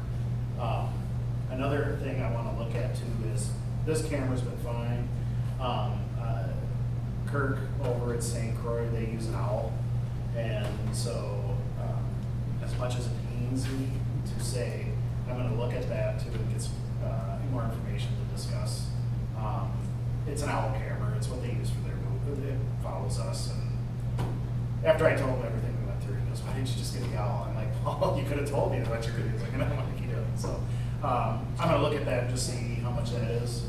The stinky part is we have still a lot of equipment that we spent money on.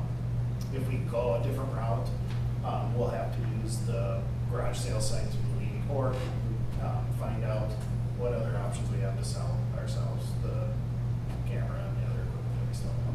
So that's where we're at. I know some people were wondering. Do you guys have any questions?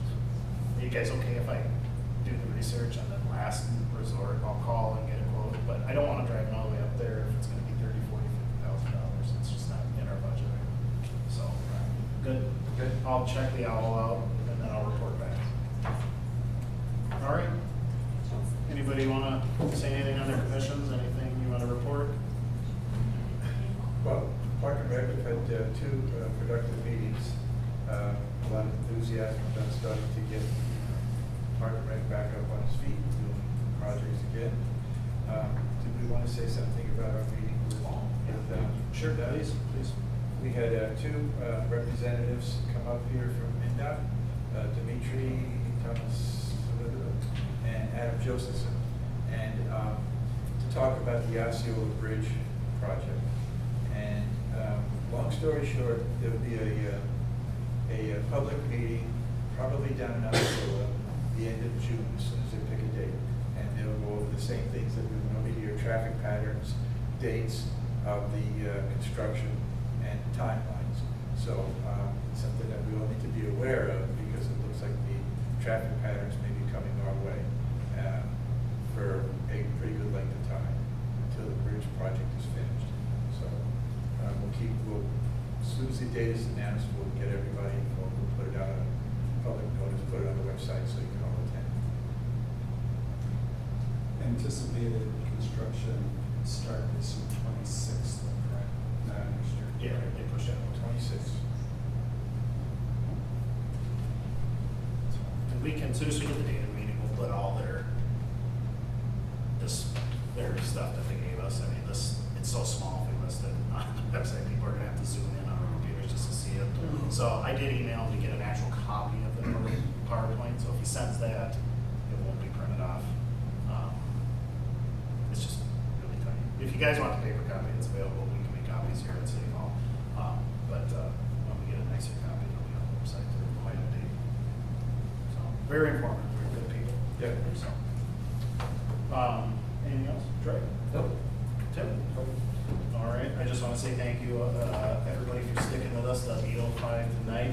I hope everybody stays well, smiles a lot. It's been, it'll be a wonderful summer, I think, this year for everybody. So keep smiling, it's contagious. And on that note, I need a motion and a second for adjournment. I'll make a motion to adjourn. Second? All right, all in favor of adjourning, say aye. Aye.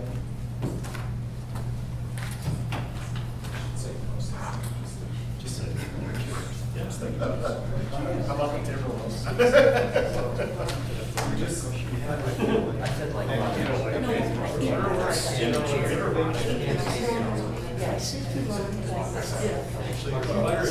Even worse than conscious, I watched it as my journey. I don't know. What I did, I said, no, we know what you mean. That's all. Sure, it's one time.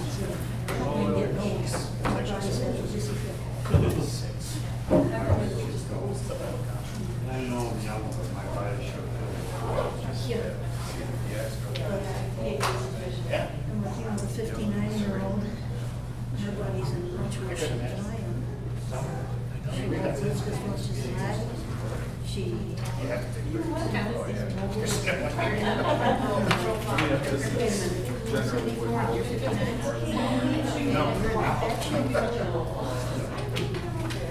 Little different situation, but Yeah. I think the concept is Allergies relative. to, I don't know where.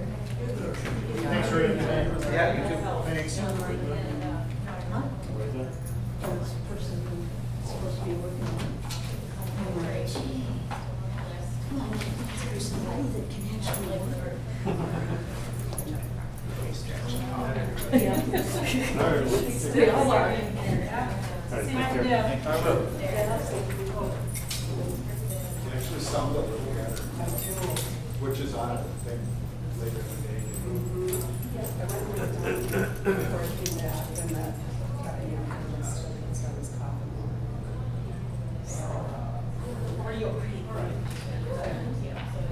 The reason why I called, I got a little confused, I didn't get a pack. I did send it to you. Did you? So it's separate from Elizabeth Sunday outboarding. And I sent one to you. Yeah, for whatever reason. That's right, yeah. So that's the reason I called. Right. Sorry. No, don't worry. You know, I already said it. That's my bad. Well, and always call. As far as this. Last week, it just got worse. I lost my taste and smell. Well, that's, That's what. Sure sign. It's finally it went. So that's what it is, yes.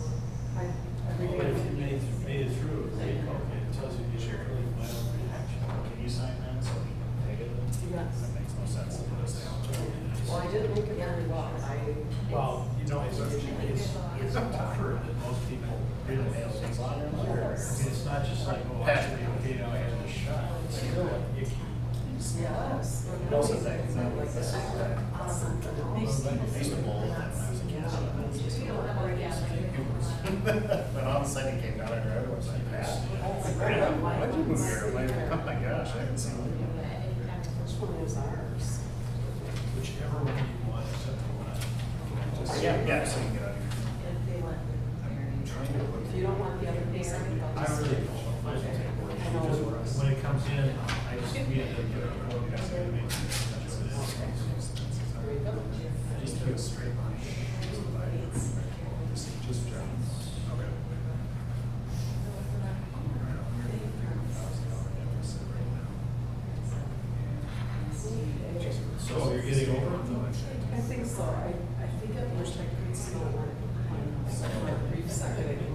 Still come up with.